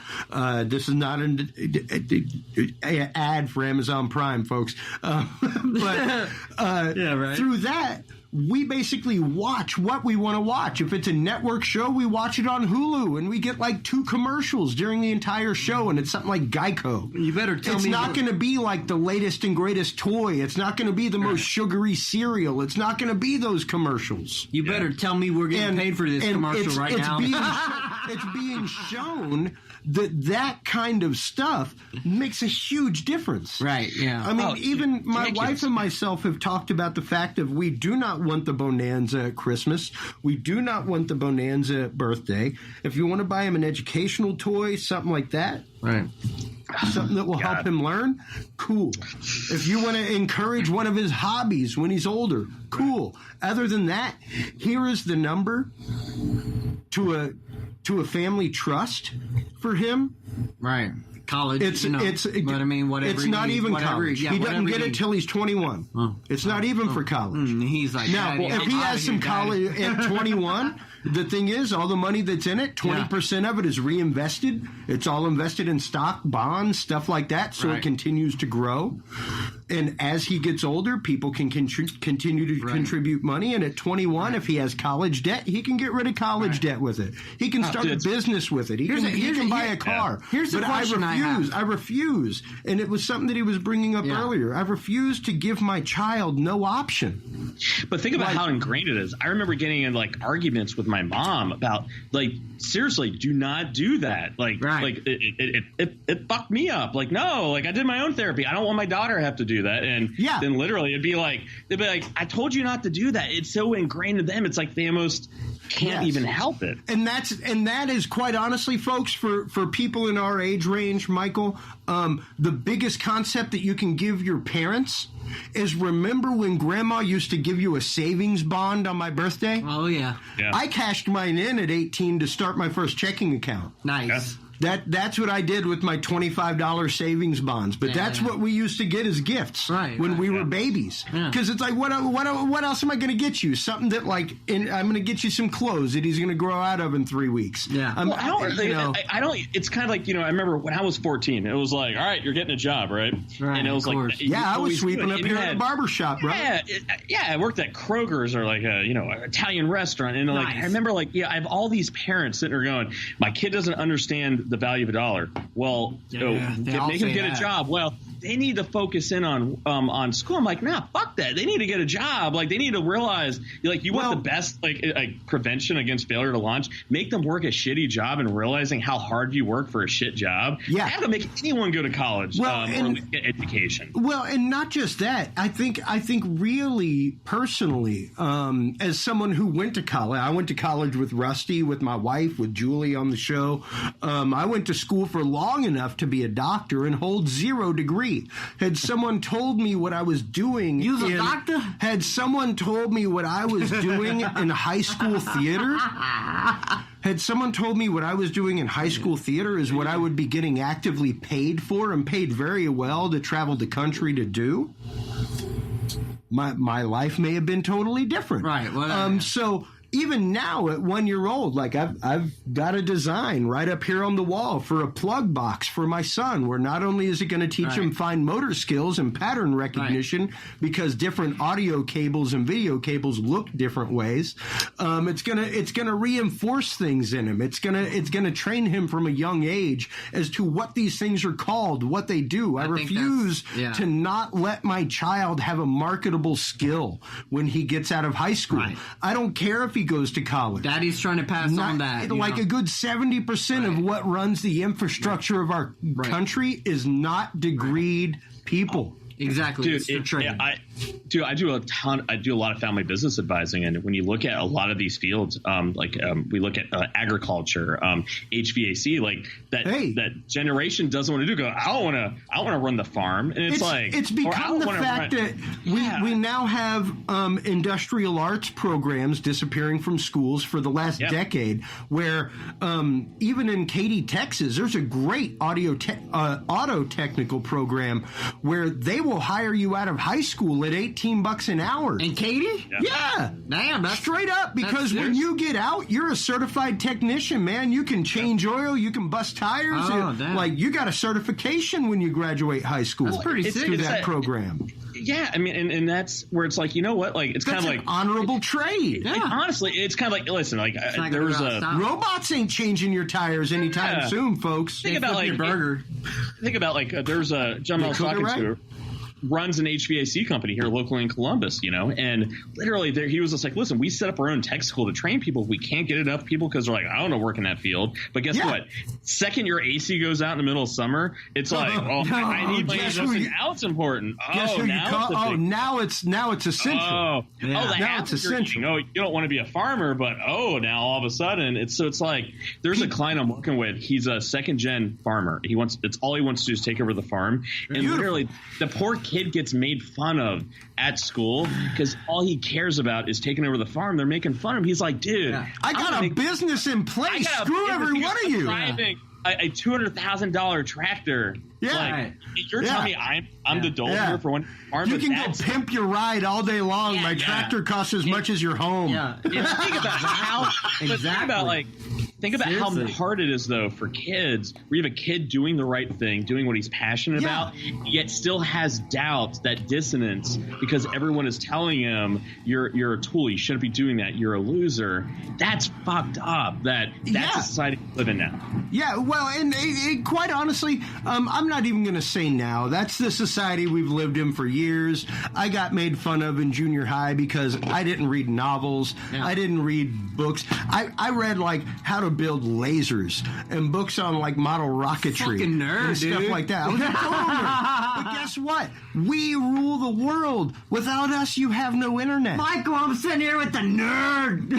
I like to blow shit up. Nerds! But the funny thing is, had the internet existed the way it does now when I was in high school, I would be on like 70% of government lists. You know what, like Michael was just... You know what, like, I want to reiterate what Michael just said about, like, farms and nerds and stuff like that. Was like, hey, this is kind of a crazy factoid, is that R.E.M's drummer, the original guy, hey, Shiny Happy People, whatever, the drummer guy, he went and said, I'm done with R.E.M. I just want to go home and farm. Yeah. And that's what he did. Well, he left R.E.M. and went and did his farm in the Europe or whatever. Yeah. You know? Yeah. And you know, it's that way with a lot of people. Even Ted Nugent, like, that's all he does is take people out on hunts. Yeah. That's it. Well, you know, you do get this concept, and it's something that I want to instill in my son. Is that A, what's more important than anything else for your basic bare bones survival of life is work ethic. Oh yeah. Work ethic. But beyond anything else, as long as you have work ethic, people will recognize that. If you have some kind of ethic, I think it might pour into other ethics, you know? Well, and... yeah, you know what I mean? Go ahead, Michael. No, I totally agree. I mean, I think even work ethic, but the power to think for yourself and understand how to come. Like there's something, I remember my dad always pissed me off when I was younger, but if I'm looking at, one of the biggest things I'm trying to instill in my daughter is that whenever I'd ask my dad, hey dad, like, what do you believe about this, or why is that? Instead of just giving me an answer, he goes, well, all right, well, read this, or hey, go and read that. Yeah. Like, he wouldn't give me, he would try to get me to synthesize data and information. Yes. For me to come up with my own conclusions. And that was something where it's like, that's all I ever do. Critical thinking. Always about critical thinking. And that's something where it's like, we want someone else to do the thinking for us, which goes into that work ethic. Yeah. And the proper sensei answers the question with a question. Just a deeper question that takes you further on in the journey.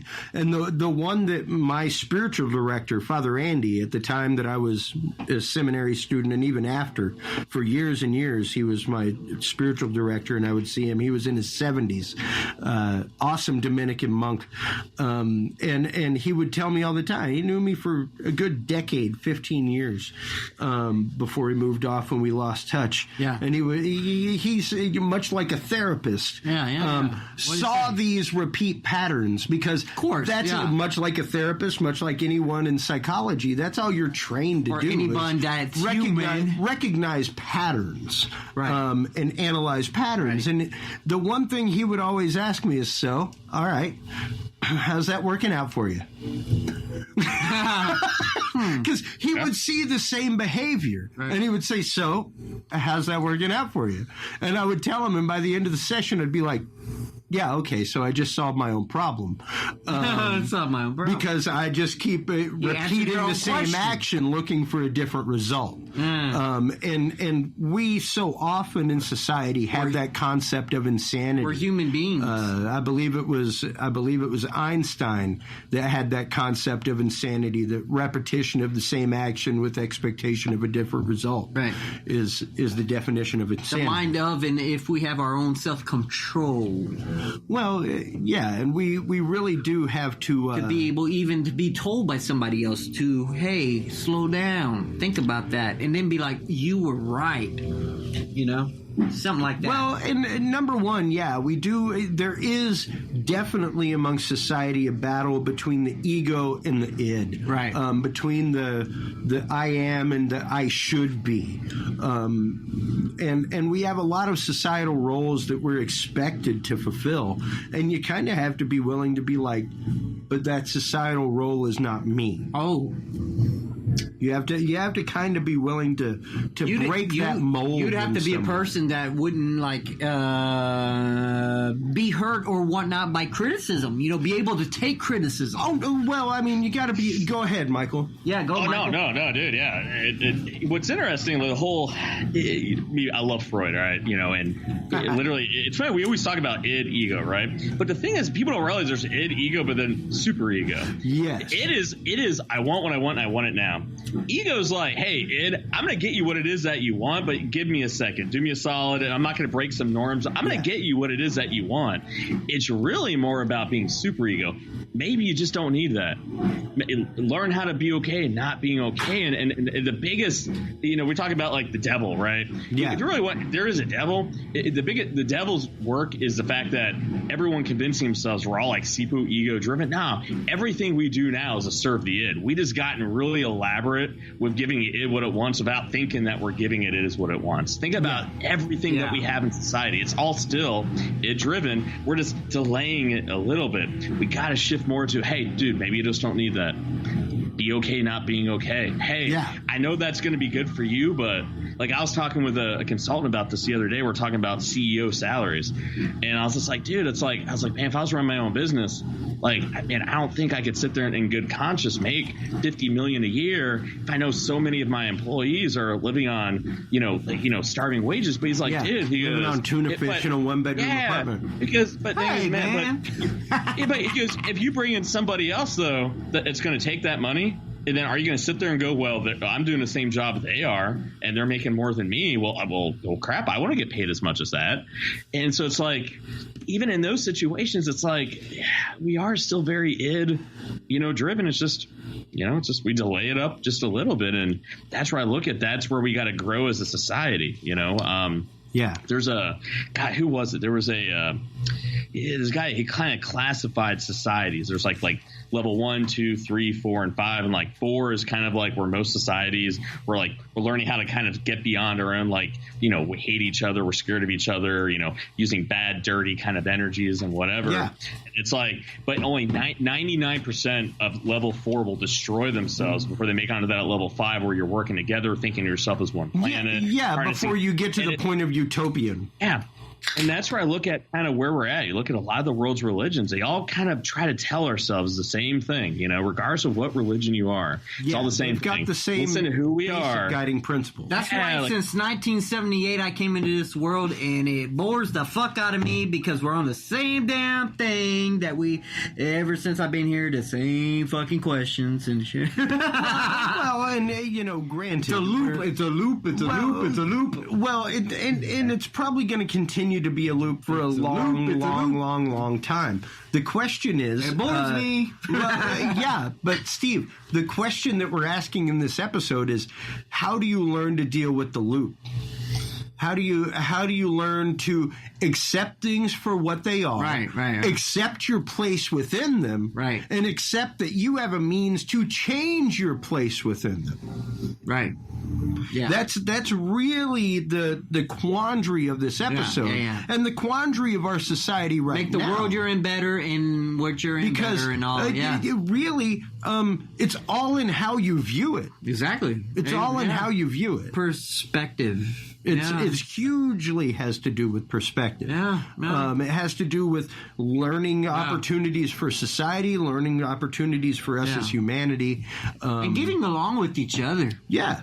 Learning to get along with each other. Interacting with someone stranger that you do not know, and how to incorporate or interpret and just interact and just be like, hey, this person's human like me. And whatever, be ready for not what you're ready for, Yeah. And to still be there for that person. Well, and that's just it. That's the empathy quotient that we're talking about. The concept of understanding each other in a larger sense and trying to find. We have to search for common ground. That's all that there is. We have to. I mean, the way I look at it, our government, regardless of what side you're on, it's like any one of us are married, right? We have to compromise. That's the only way you can make it work. And you have to compromise when you pick the people that you're married to. Our government is an arranged marriage, so you sure as shit have to. I like this. I like this analogy. I like that analogy. Yeah, I was going to say, I like this analogy.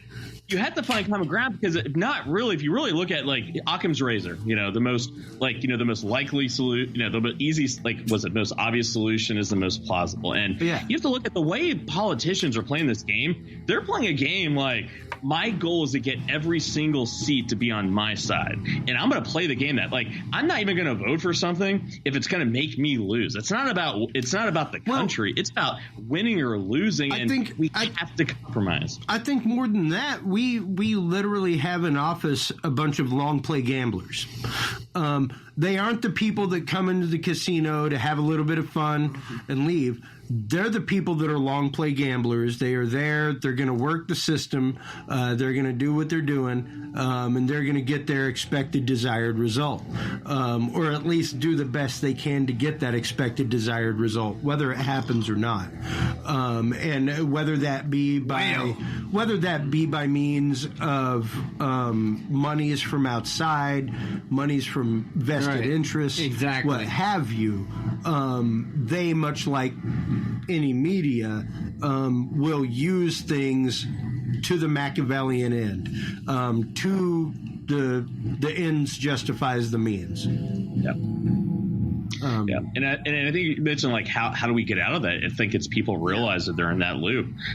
We have to, I love, Plato's, allegory of the cave. Yes. Is that we have to crawl out of the cave and realize there is a different reality. And I think if we're looking at what is our role as people who are in the media, who want to get into media, is that it's like, are we trying to chase after ratings? Are we trying to chase and just repeat the cycle? Or are we sitting there going, hey, let's make a movement. Let's get people to think and see things from multiple perspectives, and let's start there. Get people to think. And then all of a sudden, imagine the power that we can unleash with people where it's like, it doesn't matter what somebody tells you. If you kind of know that's bullshit, you're going to go, no, that's not right. I kind of know it. I've looked at the data. I've kind of thought about that's complete BS. I can't believe what you're telling me. It's BS. Even the concept of a 24-hour news cycle is an analogy for addiction. Yep. Like, straight up.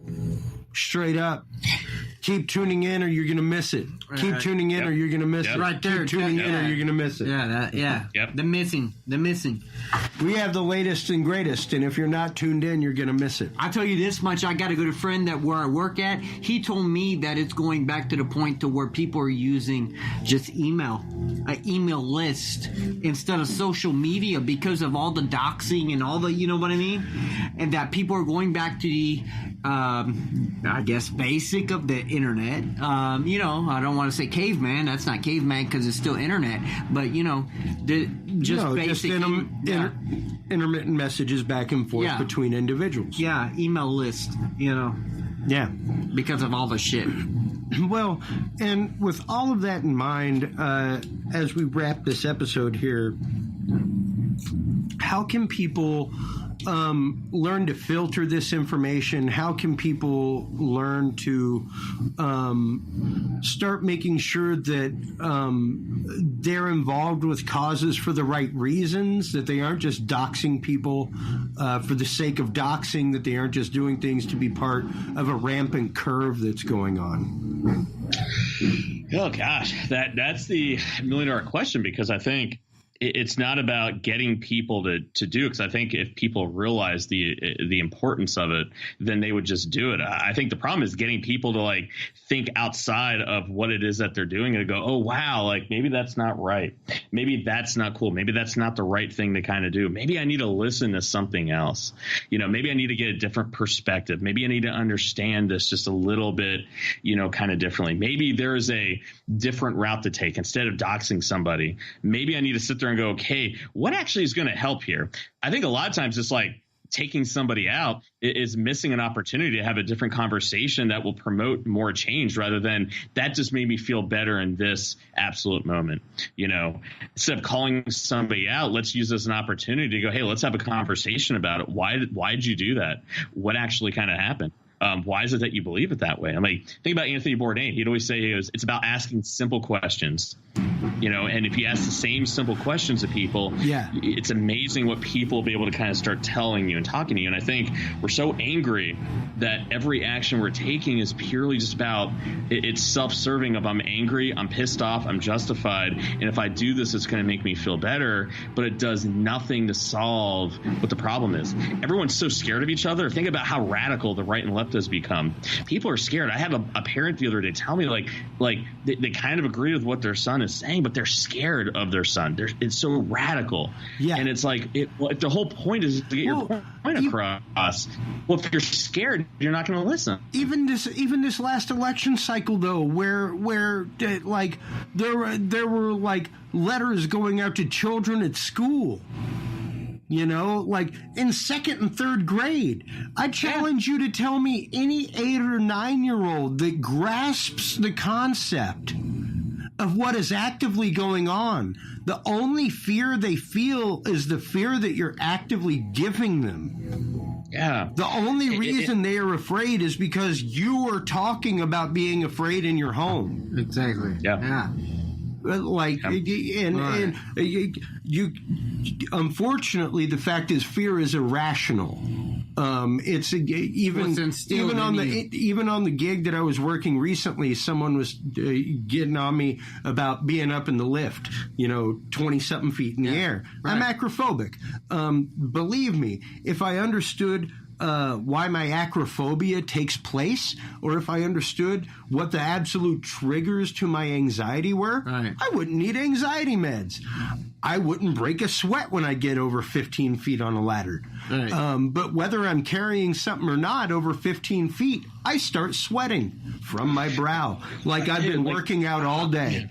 And I'll keep working and I'll keep doing what I do and I'll fight my fear to get my job done. Right. But the fact is that fear is utterly irrational, Right. and I know that fear is irrational. The battle But think about it. It's the overcoming it and then giving yourself evidence. Because in a vacuum of information, if you're afraid of something and then you don't reality test it or test it out in your brain, it's true. But there's so many times because everyone's so afraid of doing something and failing, they don't give themselves the ability to legitimately feel good about themselves. Yeah. People are always like, self-esteem. How do I get my kid to feel better about myself? How about actually do something? Just do and it. give yourself the ability to succeed. Like I remember like my brother-in-law, like this is when I started getting back into skiing again because surprise, when you move to Texas, there's not a lot of snow, right? No, not so it's like really. a big break. I mean, it's Nah. you know, I mean, I guess you can like ski on lava, you know, but You could ski on sand if you wanted to. you could, you know, but I mean, it's frowned upon, you know. Yeah. So like, I remember, this is when I started getting back into it again, and I remember we went out to Colorado, and I remember we went to this black diamond. I mean, 13,000 feet up in Breckenridge, right? And I remember like being like, oh, what the fuck did I do, right? I mean, I'm like sitting there going, I'm not going to be that guy going back down the chairlift, you know, alone. Oh, I will you know, be. The one skier among all the snowboarders, right? And so I remember like just going, all right, F it, just roll with it, do it, right? And I remember even having that mindset, it was scary, like you have to succeed. Like, Mike, if you fuck up, like this is gonna hurt, like bad shit's gonna happen. But I remember going down that bowl, getting down to that bottom, and I remember getting down to the bottom, and I remember that feeling that I had of I didn't think I could do it. That was down to the very edge of what was rational. I mean, I was a dad at this point going, damn, like that was one thing my wife told me, don't break anything. Like, I'm going to be pissed. But I remember that feeling of pushing myself to the very edge and that feeling. And that's the thing that people are missing. And remember, humans evolve. Literally, if you look at any species, species evolve by the pressure of being pushed to the very edge of your survival. It literally signals your DNA to grow, change, and adapt by being pushed to the very edge of survival and surviving. And that's the thing that we've prevented our kids from experiencing, pushing yourself to the very edge of success or failure. And then it's amazing. You will grow as an individual. You'll have more ego strength to handle the things. You'll be able to push yourself further and further and further, be able to try things. And that's the thing. And we talk about what is it going to take to change everything. It's not only the knowledge of knowing like, okay, things aren't what they seem and I got to change it, but it's having the strength to go, it's going to be scary. I don't know if it's going to work out. It's going to be tough. It's going to be long. And I don't even know it's going to work, but I believe so strongly in it. Yeah. We have to do it. Well, and if we don't give our kids that ability, that's a scary thing. Well, and that's just it. We have to be the example of strength. We have to be the example. I mean, even today, as I put my child down for his first nap of the day, I went out. My chickens were going crazy in the backyard. I could hear them gobbling, and it was not laying time. I've had a missing cat over the past many days. So I assumed the fact that maybe it was the cat coming back as much noise as they were making. Yeah. And I went out to the patio door to find a 1.5 foot long coral snake. Oh, geez. On my patio, just kind of making its way across. I went to go find a stick and grabbed a nearby pillowcase. Were it a pit viper, I would absolutely just kill on sight. Got no problem with that. It's a pit viper. It's gonna strike. It's gonna try to defend itself in some way. In this case? A coral snake. What'd you do now? Doesn't strike at people, but it's like one of the most toxic snakes in North America. Of course, yeah. Here's the thing. Yeah. Here's the thing. Acrophobic, no fear of trying to get a stick in a pillowcase and wrangle the most toxic snake in North America. Okay. All right. I got that. No fear or apprehension crossed my mind whatsoever. Right. My thought is, I need to relocate this snake away from my family. Right. Not that I need to kill this snake. Exactly. This snake isn't something that poses an immediate threat. No. The only immediate threat is if my baby sees a really pretty snake Yeah. and decides to play with it. Yeah, so nice and after color. I grabbed a pillowcase, and by the time I grabbed something, I was chasing it across the yard, and it disappeared up underneath my chicken coop. But I immediately went and told all my neighbors. Never got that snake. I went and told all my neighbors, just so saying. you know, I know y'all have young kids. There is a coral snake in the area. So By the way, guys, it was that a sense of responsibility for my Right. fellow people. Yeah. I understand what a child's mentality is, and I also, as a herpophile and a lover of snakes, understand that like the coral snake is the most misunderstood snake in North America. You're a herpa what now? I'm a herpophile. I love reptiles. Oh, okay. I love them almost as much as I love people because they are one of the most essential things to our ecosystem. I wasn't sure if they I'd be take care of vermin if I and should rodents be sitting next like to you. no You other said thing. herpa something. Like people don't understand that a snake eats its own weight. Don't you just in love vermin radio? every week?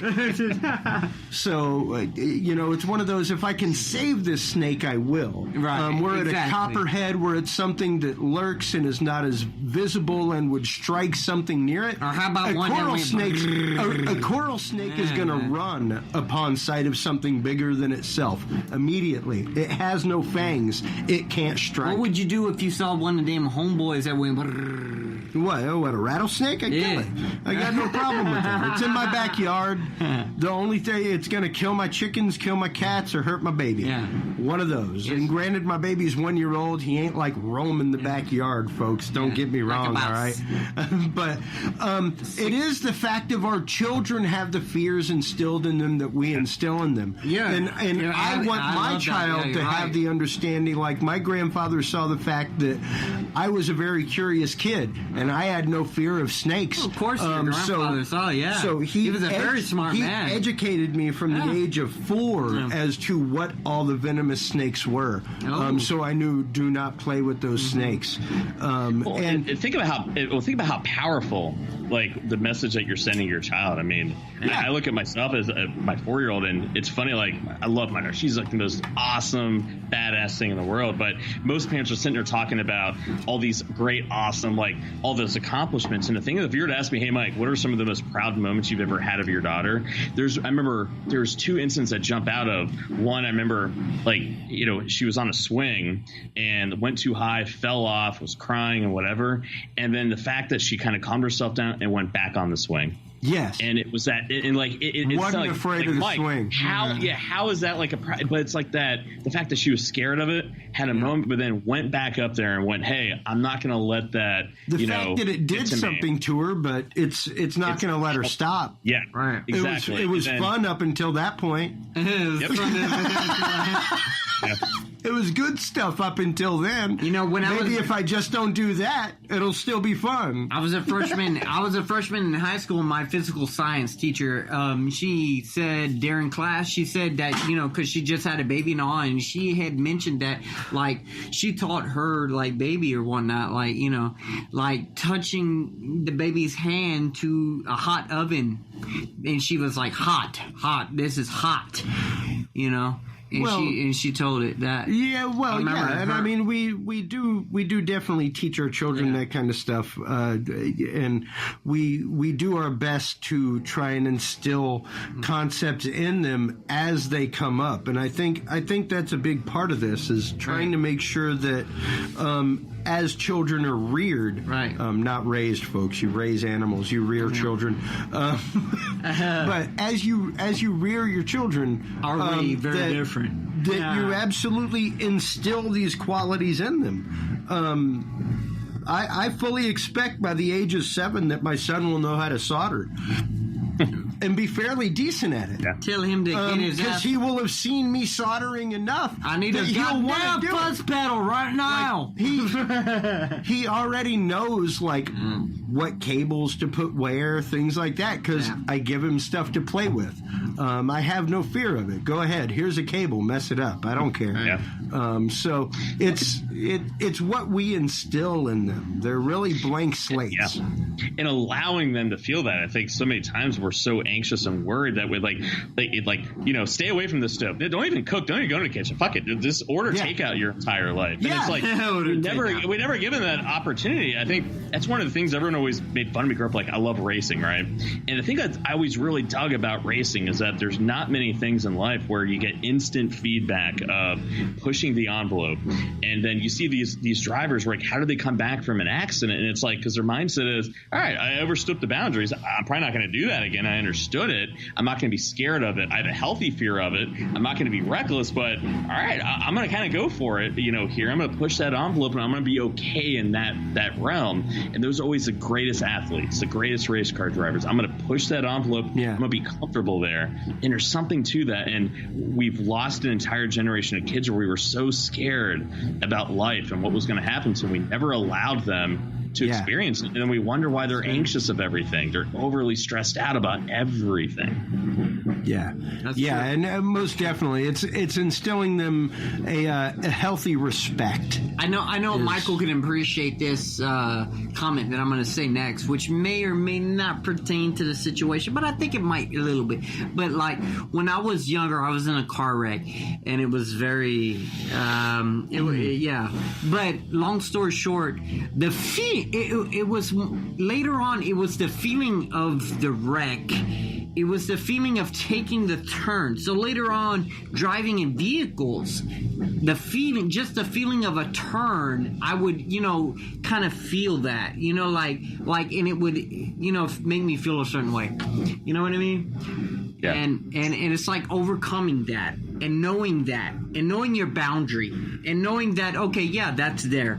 Okay, but knowing that whatever, that was that or whatnot. And let's go on beyond that, and stuff like that. But it's just knowing that, okay, you had that feeling and that was that feeling, but the feeling, but then you go beyond or, challenge it or whatnot, or, what you have to do to get it along in your life, Yeah. It's so, I'm so glad you said something, because the whole time I was sitting there like, man, Steve, are you brain damaged or something? And now explain there's a car accident. It makes total sense. But the thing is, like, that's your brain telling you, like, it remembered that event. And it's like, anytime anything even comes close to that, it's going to make you feel that anxiety of like, well, don't do that again. The last time you did that shit kind of happened. It's that lifelong battle of, I know you're trying to protect me. Mm-hmm. That's why we're all alive here today. But it's like, how can I understand that not everything associated with that is a bad thing? And not everything associated with a turn equals death. Not everything associated with a turn equals something horrifying in life. Yeah, exactly. And you really do have to get over that. And I was sharing a personal experience to show that. Exactly. Exactly. My fear of certain, of that's going just in Earth's inertia. And we all suffer from associative disorder. We all suffer from the fact that we associate pain with experience.